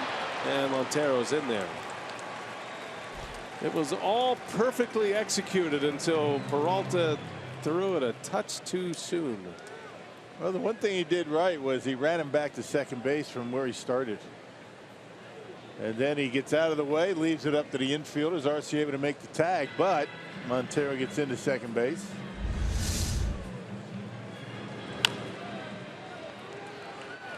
He does the right thing. You don't let him go to third base. You run him back. You want to run him back a little bit harder than that, but hey, let's not get picky. He got the out. That's a good point. And it is 9-2. Peralta's been very active tonight. He's been on the bases. He doubled into right center, scored a run, made a number of plays on the mound.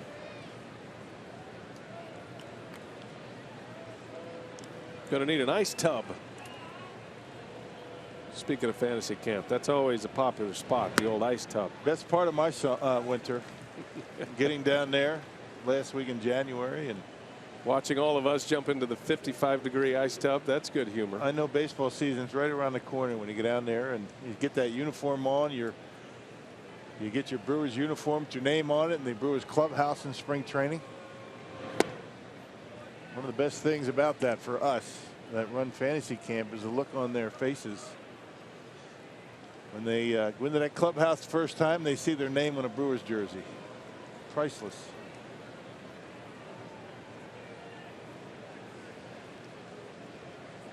Baez with 2 outs. Montero at second. What's the uniform combo this year? What are we going with? Are you ready to break that news? Yeah, we're going with the regular white home uniform. Nice. The home whites with the modern whites. Right, with the BP top. Navy blue. Like this? Like what we're seeing here? Something along those lines for the BP top. Name on it, both of them. All-inclusive package.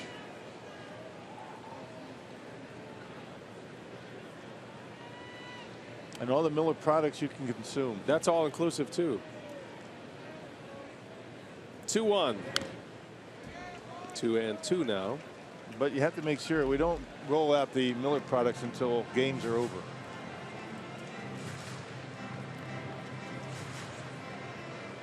That's an important aspect of camp. Prescribed as necessary. Multiple roles it serves. You'll be a little bit sore. It's okay though. It's a good sore. 2-2 with Montero leading at second.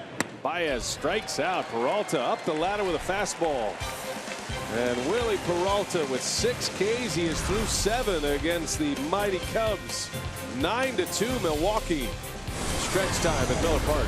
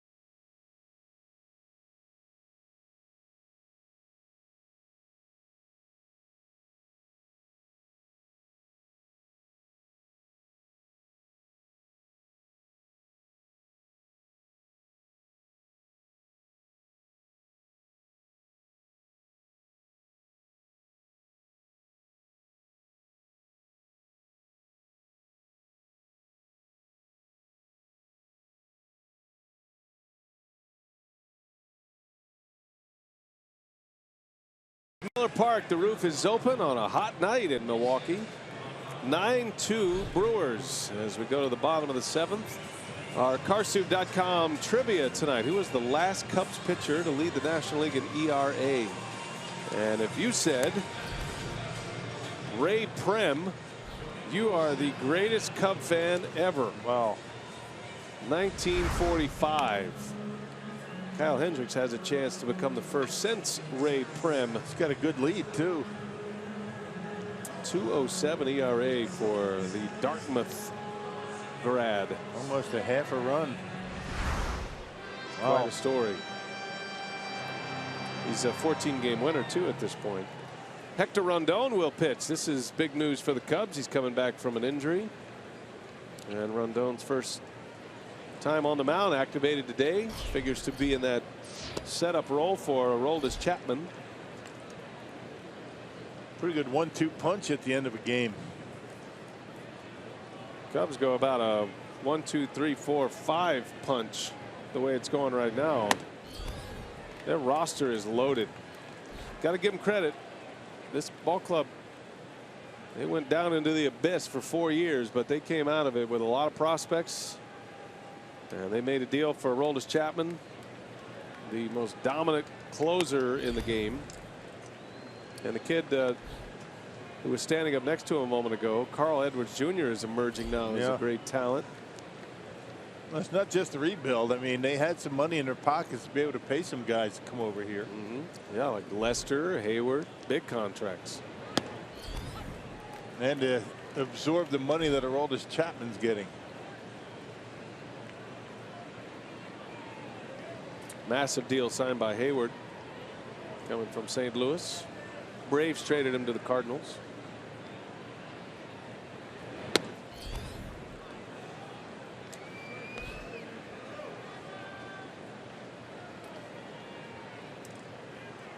Rondon had a triceps injury,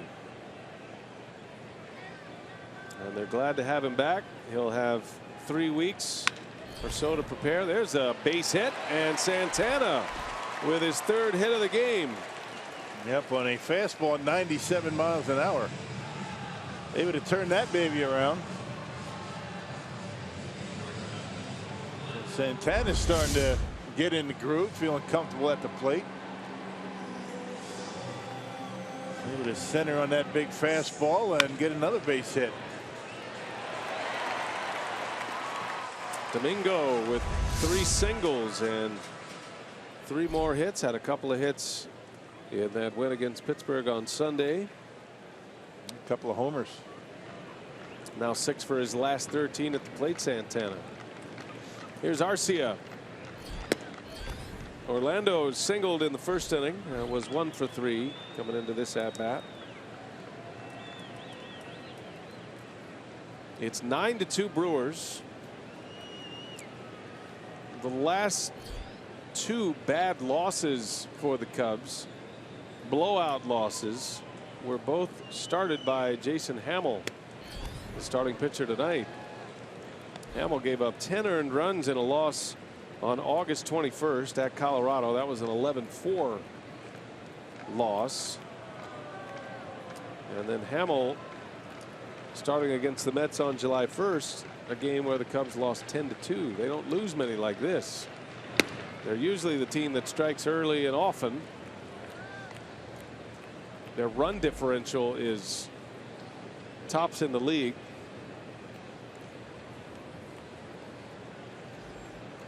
But Hammel, if the Brewers hang on to win this one, would be a part of these, the last 3, what you would call bad losses, blowout losses. Santana takes off, swing and a miss. Throw to second, skips in, and Santana safe. A stolen base. Montero's asking his bench to look at that. He saw it as an out on the short hop. Unfortunately, the middle infielders didn't agree. But Joe Maddon's going to have him take a look at it, see if he's off on the bag. He's clearly safe, but does he come off the bag when the tag is on? Yeah, it looks like he might have been. Yeah, I think you're. Well, Cubs didn't see it that way. Wow, interesting. Boy, that's a break. I think Montero was right. Up the middle, this is going to roll through. A base hit for Arcia. And in to score is Santana. Just keep pouring it on. 10-2 Milwaukee as Arcia with his 2nd hit of the night.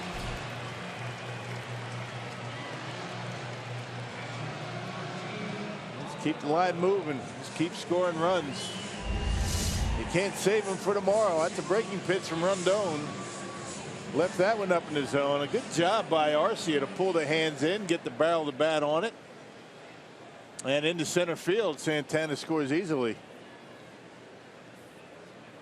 He's starting to feel comfortable at the plate. Maldonado on the first pitch, a pop foul, and that'll be in the seats. That pop-up slide there by Santana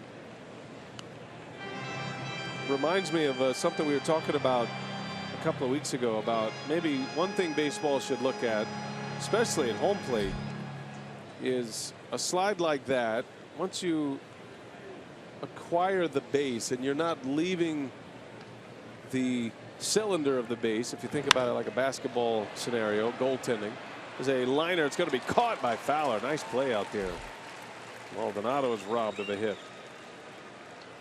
But you know, these are little fractions of a base runner protecting himself with a pop-up slide. And if I think if you're in the cylinder of the base or a plate, then you occupy that base. Now if you come off, so his knees over the base, well, you really can't tell if Zobrist has the tag on his side.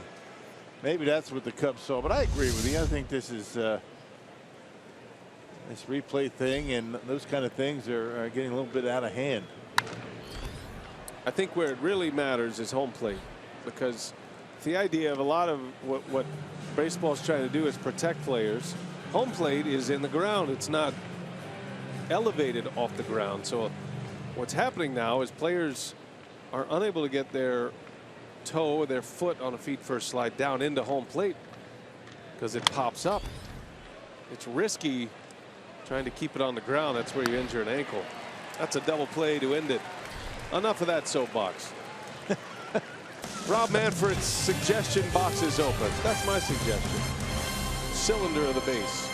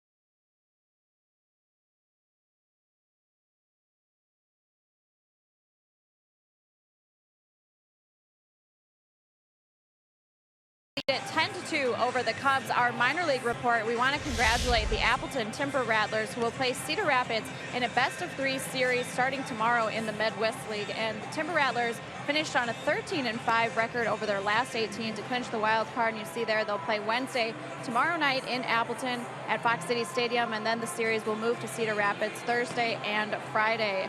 And Jordan Yamamoto will start game 1 of the playoffs for Appleton tomorrow. And that was part of a pitching staff that set a Midwest League record with 1,294 strikeouts. So congratulations to the Timber Rattlers. We certainly wish them the best in their playoff run.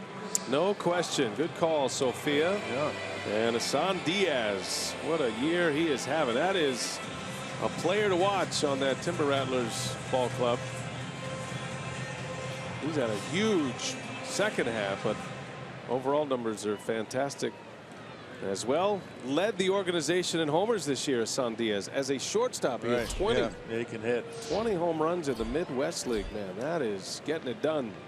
Also the organizational RBI leader with 75. Chris Coughlin will pinch hit for the Cubs. It is 10-2 Brewers. 8th inning. Peralta still out there, and he's going strong here tonight. Yeah, just went over 90 pitches. He's really looking good tonight. Maybe went 7 innings his last time out. Now pitching into the 8th.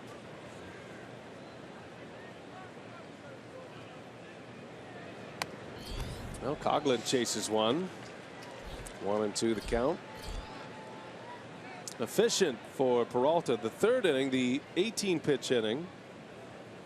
Willie had his first scoreless inning in the 3rd, but he had a walk in that frame and a base hit. Stranded 2 runners that inning.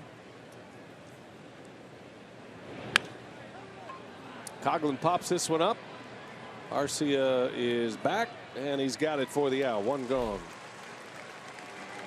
Tell you, a month ago this time, nobody knew what we were going to see out of Willie Peralta, and his future was in jeopardy. And boy, has he ever turned it around. Yeah, last 2 starts, I mean, over the top, and no decision against the Cardinals. 10 punch outs. He's limited the Cubs to 2 runs on 4 hits, both the runs coming on solo shots. And he has been all over the strike zone tonight. And in the 8th, he's only got 93 pitches. That's outstanding work. 1 walk, 6 punch outs. And the slider's been good all night. Once again, where's this been all year? 6th start for Peralta since his recall. He's got it in him. Well, it gives you a lot of hope moving forward. The Brewers need pitching. They need elite level pitching if they are going to contend the position players are covered. I mean, you look at what the Brewers have been able to assemble on the position player side in their minor leagues. One of the great minor league systems in the game right now. Fowler sends that one deep. And Neuenhuis is there to make the catch. 2 outs in the inning. Hey, keep up with the crew wherever you are with MLB.com at bat, the official app of the Brewers, featuring live broadcasts, scoring updates, breaking news, and more. Download At Bat today, free for your smartphone or tablet. Checking that At Bat app. A lot of important games tonight and for the rest of the month in the big leagues. Pirates are hosting the Cardinals tonight. That game is all tied at 6 now, 9th inning. The Cardinals just scored in the 9th to tie it. At one point in that game, the Cardinals led 4-0 and then 5-0. Pirates came all the way back, took the lead, had a 1-run lead going to the 9th, and they've just given it up. Cardinals are still batting in the 9th. Slashes one foul to the left, and that's fair by Zobrist. And he's on his way to second with a double.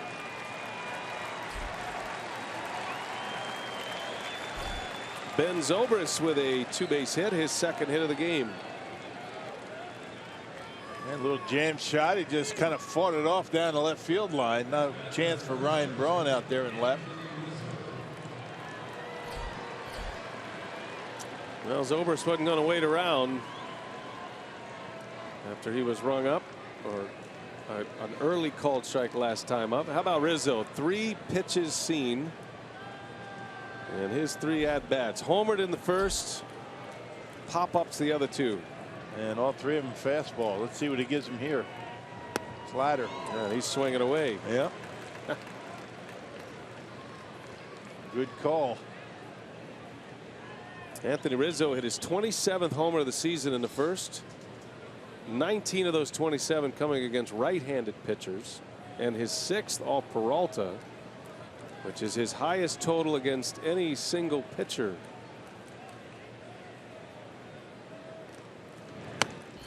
But Peralta has gotten him the last 2 times up with high fastballs.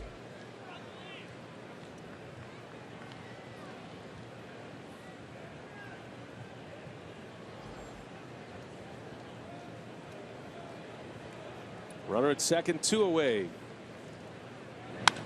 And Rizzo turns on this one. That is way back and gone. A home run. He was ready for it. Second homer of the game for Anthony Rizzo, and the 7th career home run against Peralta. Maybe went to the well one time too many. Well, that time it was in on him. I mean, that was legitimately inside. It's amazing how hard he hits that baseball, and he's able to keep it fair. Well, boy, not many guys can get it on the sweet spot, let alone keep it fair down the line. That ball right on the inside corner. And a bomb out of here. Yeah, hit the foul pole. And Craig Counsell will take the ball from Peralta.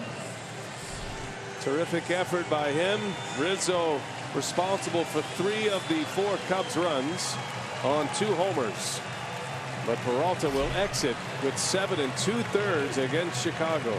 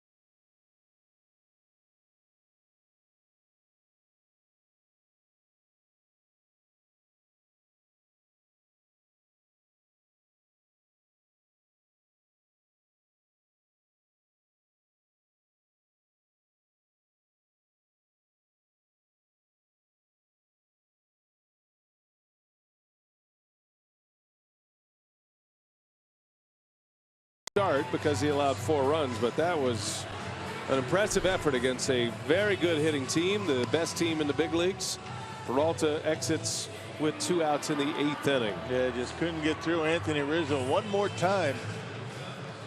And in all honesty, it was a good pitch, but you know, he hit it out. And Jacob Barnes takes over here in the 8th inning. Good numbers for Barnes. He just came off the disabled list. 19th appearance and a 3.38 ERA. Hard throwing right-hander Barnes with a nasty slider. Brewers want to get a good look at this guy as well. He figures to be in their plans moving forward. His stuff is electric. Jorge Soler bats with 2 outs, bases empty after the Rizzo homer.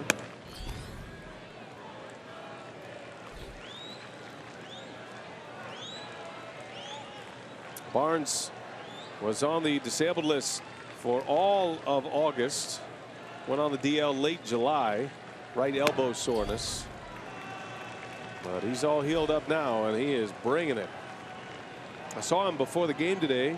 Had a chat with him. He said he feels great. Needed that month off. His elbow was getting tight, but gave credit to the Brewers athletic training staff, and they're very good about jumping on these hot spots early before they turn into major injuries. Right. Give him some time off, especially the way the season has been with Milwaukee. No reason to push it. And they got Soler swinging. 3-2. Not a lot of time to make up your mind on that.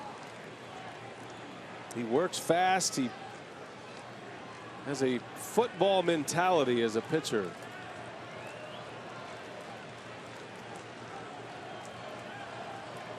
Full count to Soler.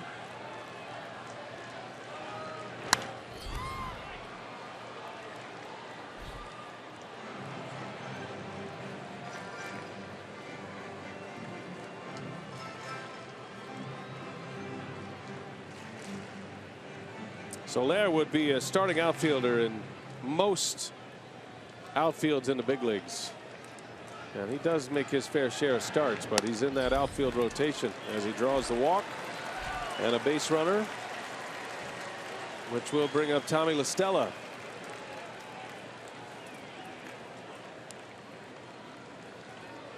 Command is the key for guys like Jacob Barnes. That'll be what determines the success of his major league career. And that's the thing that Marinez has been able to turn around this year. He's throwing strikes. Big arm, never could throw strikes before, but all of a sudden he's found it. Barnes has to do the same thing.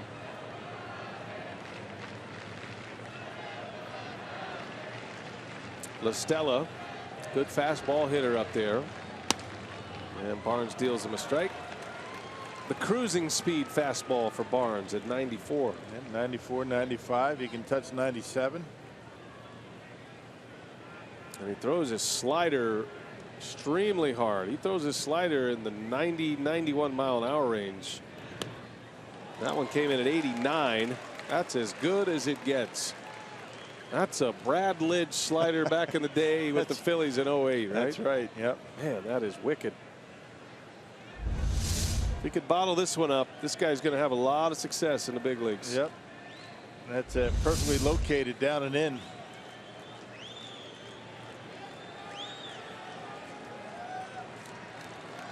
Oh-2. Fastball on the ground to Arcia. He'll go the easy way, and Barnes cleans it up. Inning is over, and we're headed to the bottom of the 8th. Good start for Willie Peralta tonight. Got a chance to win.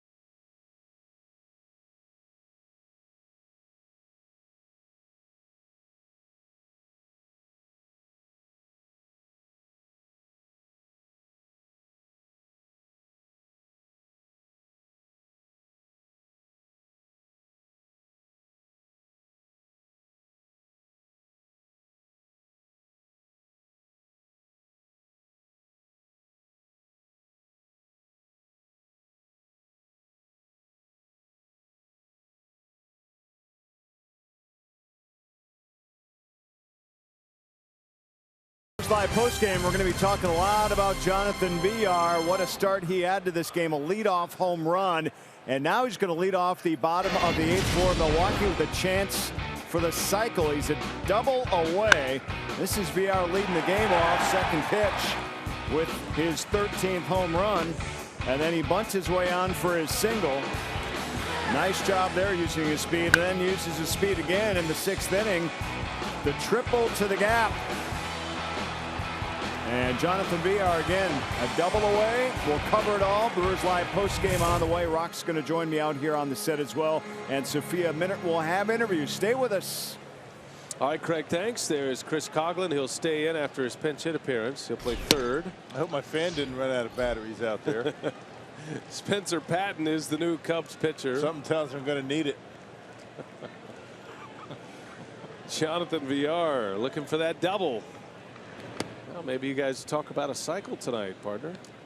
It's been a while since the Brewers had a cycle. You got to go back to George Kataris, catcher, 2011. That was in Houston at Minute Maid. Unlikely guy for a cycle. It was his last hit, was a triple right up the hill out there in center field. Towles Hill at Minute Maid Park. Yeah. Brewers have not had a cycle at home since Chad Muller did it in 2004. And Villar is down on strikes. No cycle tonight. Strikeout for Patton.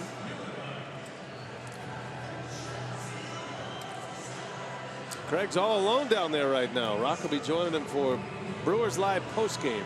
I'm sure he's got a handle on your breeze machine, your battery operated breeze machine down there. Better not be using it right now. As cousin Eddie would say, that's Rock's pride and joy. Carries that thing around like a baby. You don't need it so much up here. It's actually a little chilly in the TV booth. There it is. Rock's got that breeze machine, and then he's got his cabled breeze machine. I mean, the real breeze machine. This is this breeze machine that I have here in the booth. This one's actually plugged in, though. This one here, that thing. I think that was circa County Stadium. Still going strong. It is. Sometimes you have to, get it going a little bit. You got to, bang on it, shake it up, then it starts. The best part about it is the positioning of the breeze machine, which is squarely on Rock, which means over here on the B side of the booth, we get all of the Rock aroma coming our way the entire night. So it's Mike Faulkner and I have to deal with that. Which is very pleasant, I might add. Musky. Extremely musky.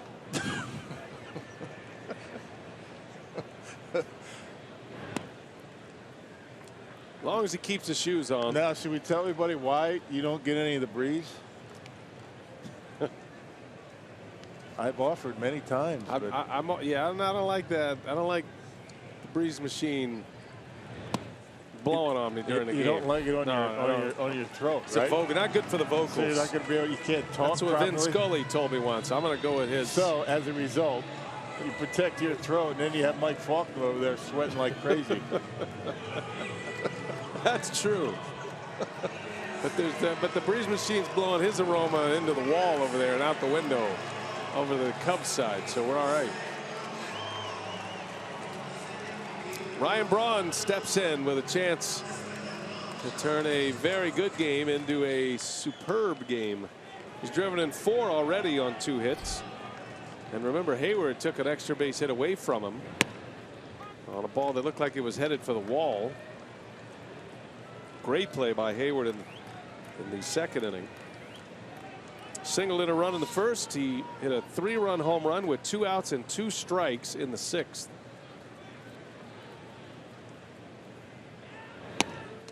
I mean, Ryan Braun has a big month of September. He could potentially get close to 100 RBIs.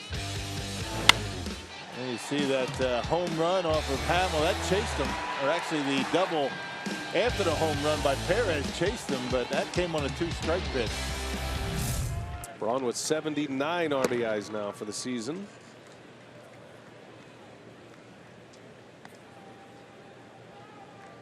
He's had some big RBI games. He drove in 7 in early August against the Diamondbacks on the road, and then he had a 6 RBI game just a week later in Cincinnati.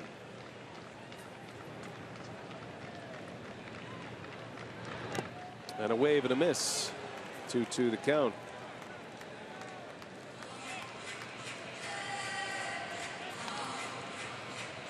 You see Bronny talking to himself once again. He did that the last time up after he swung at a curveball in the dirt and then promptly hit a home run to right. It's okay to talk to yourself in baseball. What you say when you talk to yourself. And Ryan Braun is a very good case study in that. On the ground to third. Coughlin throws it away.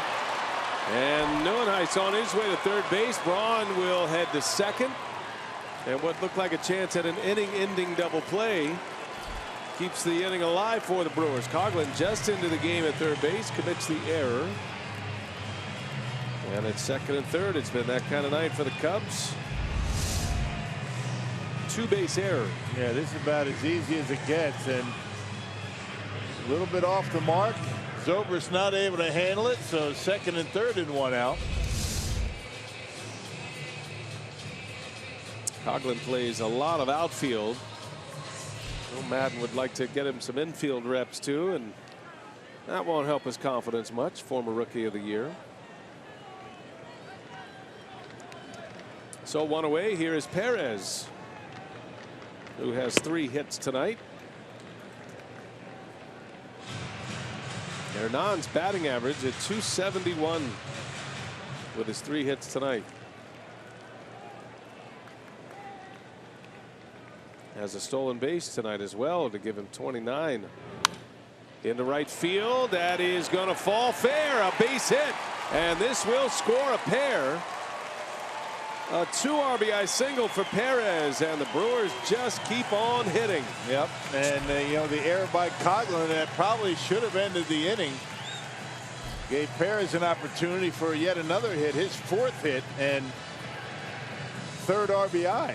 He's got 3 RBIs and 4 hits. That's a good night at the ballpark. Kind of got it down on the trademark just a little bit. He dumps it down the right field line for a couple of RBIs. And the Brewers now with a 12-4 lead. Well, they needed a game like this against the Cubs. Yep, Cubs have dominated the season series. 4th hit of the night for Perez. 12-4 on 16 hits for Milwaukee.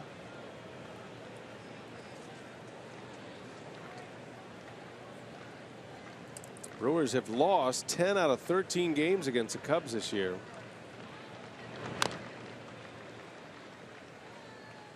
Having a great night tonight. Look at that box score. You got multi-hit games from VR, who's a double away from the cycle. Braun with a homer.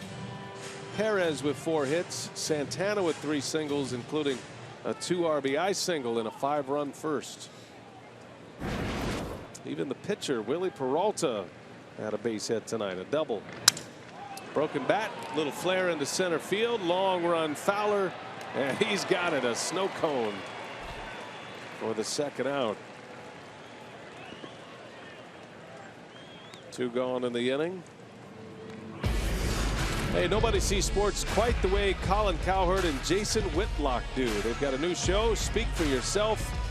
It's on FS1 weekdays, and it's new time of 4 p.m. Central.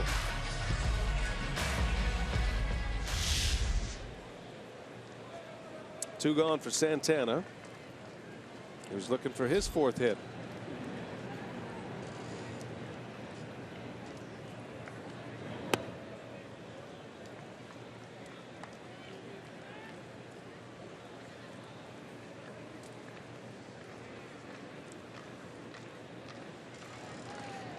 Domingo with 3 singles.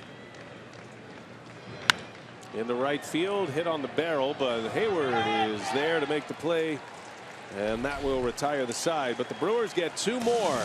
Having some fun against the team with the best record in the big leagues tonight. 12-4 Milwaukee.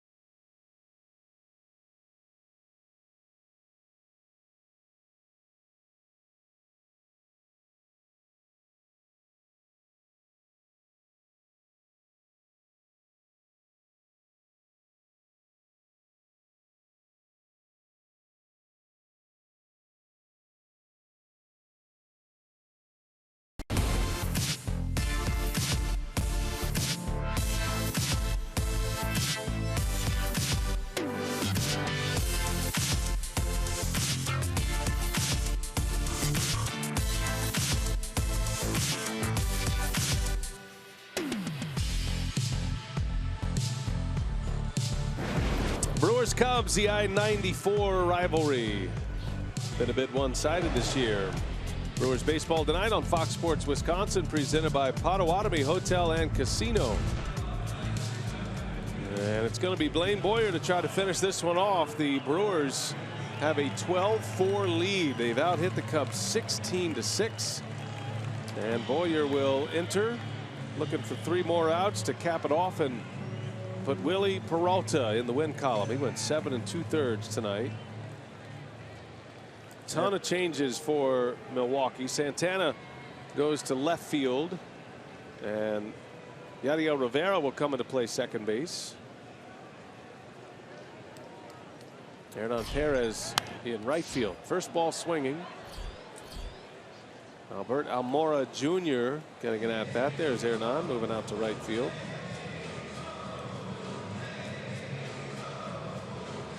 It's good to see Yadiel Rivera get some playing time. He's delighted to be back in the big leagues, and he is a pleasure to watch play defense. It just has to, prove to the Brewers he's going to be able to hit. He did get a hit in Pittsburgh on Sunday, his first at bat since being called up.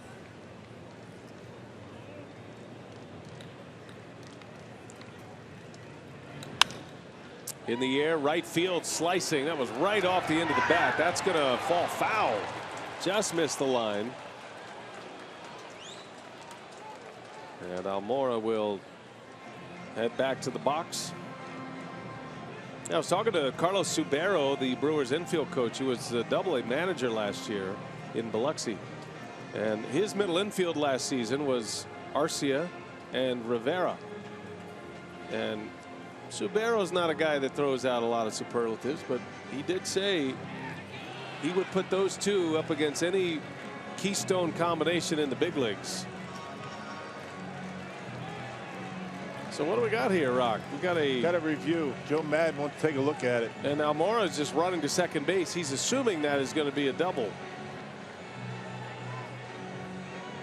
We shall see. Crew chief is over. Jerry Meals. First base umpire Chad Whitson, who made the call. Let's see, does he get a piece of the line? It's pretty close. Now the chalk doesn't fly because there's no chalk. That's paint. And certainly can't tell from that angle. Well, first base umpire was right on it. I mean, Chad Whitson was not too far from where that ball landed, called it foul. But I guess if you're Joe Madden, you want to take a hit away from one of your guys. Doesn't matter what the score is. Let them know you're standing up for them, right? Right, exactly. I mean, a hit's a hit. Especially a young player like Almora. Well, here comes the call. It's a foul ball. So that's Joe Madden can't believe it. The call stands, and you know Joe's got a perplexed look. He's going to go look at it for himself. But if this is the only angle that exists, you certainly can't override the call there. That doesn't. Yeah, he's going to go back either to go back into the clubhouse and look at the play himself, or give somebody, one of his video guys, a hard time. I don't know which is. My guess is he's going to look at it. There's no way you could overturn a call with the two looks we gave you, which I believe are the only looks in existence right now. I'm not sure who you don't have anybody to argue with. That's the only problem. Pick up that headset and start yelling. It's the headset's 5 feet from him right now. He could just pick it up and go to town.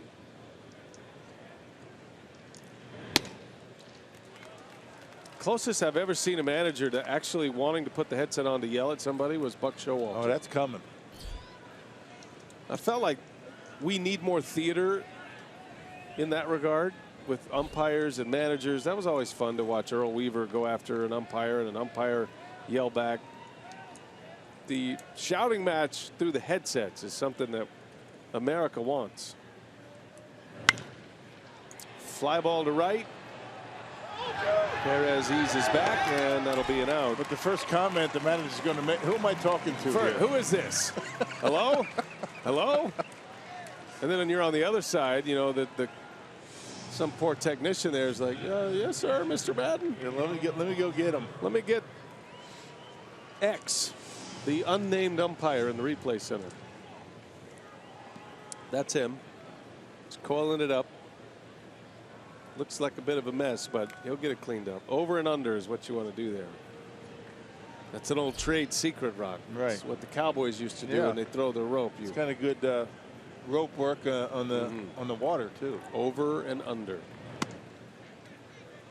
And then you're not free. Always got to make your ropes nice and tidy.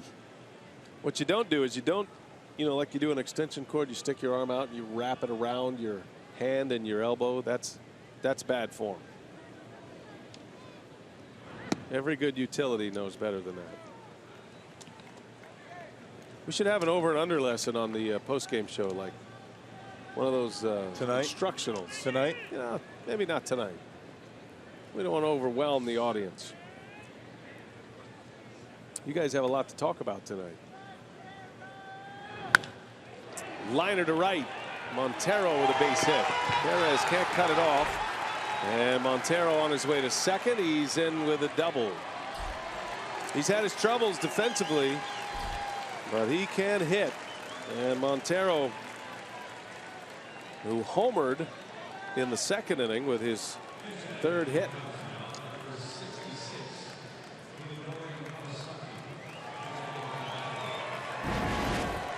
Miller Lite, what's on tap? Mike Montgomery, who enters this rotation as the 6th starter, the former Mariner. And the guy with a big grin, Matt Garza. He'll start the finale.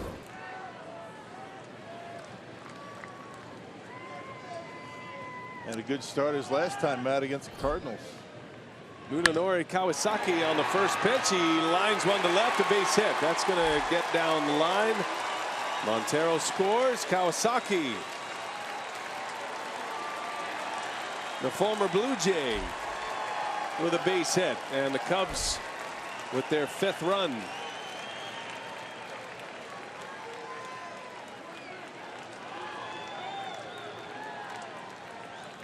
There's a guy who has a great time at the ballpark.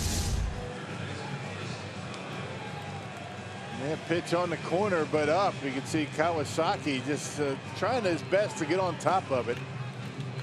Down and through, and a nice slash down the left field line for an RBI. I haven't seen Kawasaki with the glasses. This is a new look from what I remember of him with the Blue Jays. It's kind of a Joe Madden tribute. Coughlin now. Those are more like goggles, though. Those are glasses. Right. I mean, Kawasaki's got goggles. he needs performance wear, but he's paying homage to his now manager. Fly ball deep center. Neuenhuis is back. He's at the wall. He's got it for the out. Coughlin gave it a ride, but Neuenhuis there to run it down.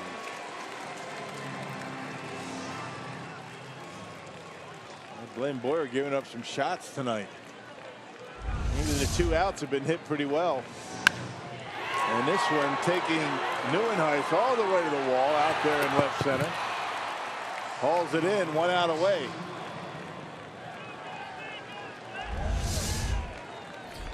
Two gone now. And here is Fowler.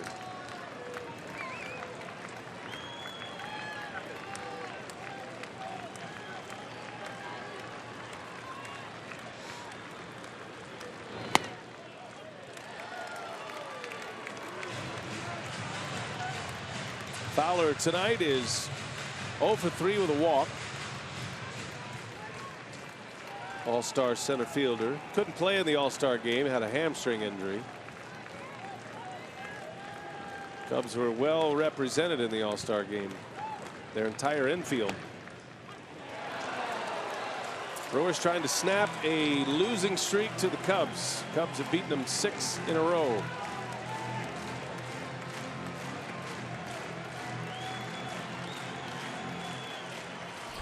Council ready to see this one get put to bed.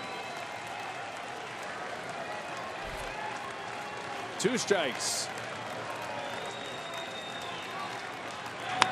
And Fowler in the right field. Perez is there, and the ball game is over. The Brewers win. They beat the Cubs. Snap a 6-game losing streak to Chicago. 12-5 the final. Peralta picks up the win. Jason Hamill suffers the loss. Big night offensively for the Brew Crew. And a 12-5 victory evens the series at 1 apiece. Sets up the rubber game tomorrow, the finale of this series tomorrow night. And it'll be right here on Fox Sports Wisconsin. It's time for Brewers Live. Let's check in with Craig Kashan. Rock's on his way out there. Brewers Live coming your way right now. Take it away, Craig. Okay, BA, looking forward to this one for sure. The Brewers scoring some runs over the last few days. 12 more here today and back on the winning track. We'll hear from Craig Counsell. Sophia will have a player interview coming up in just a moment when we come back to start Brewers Live postgame.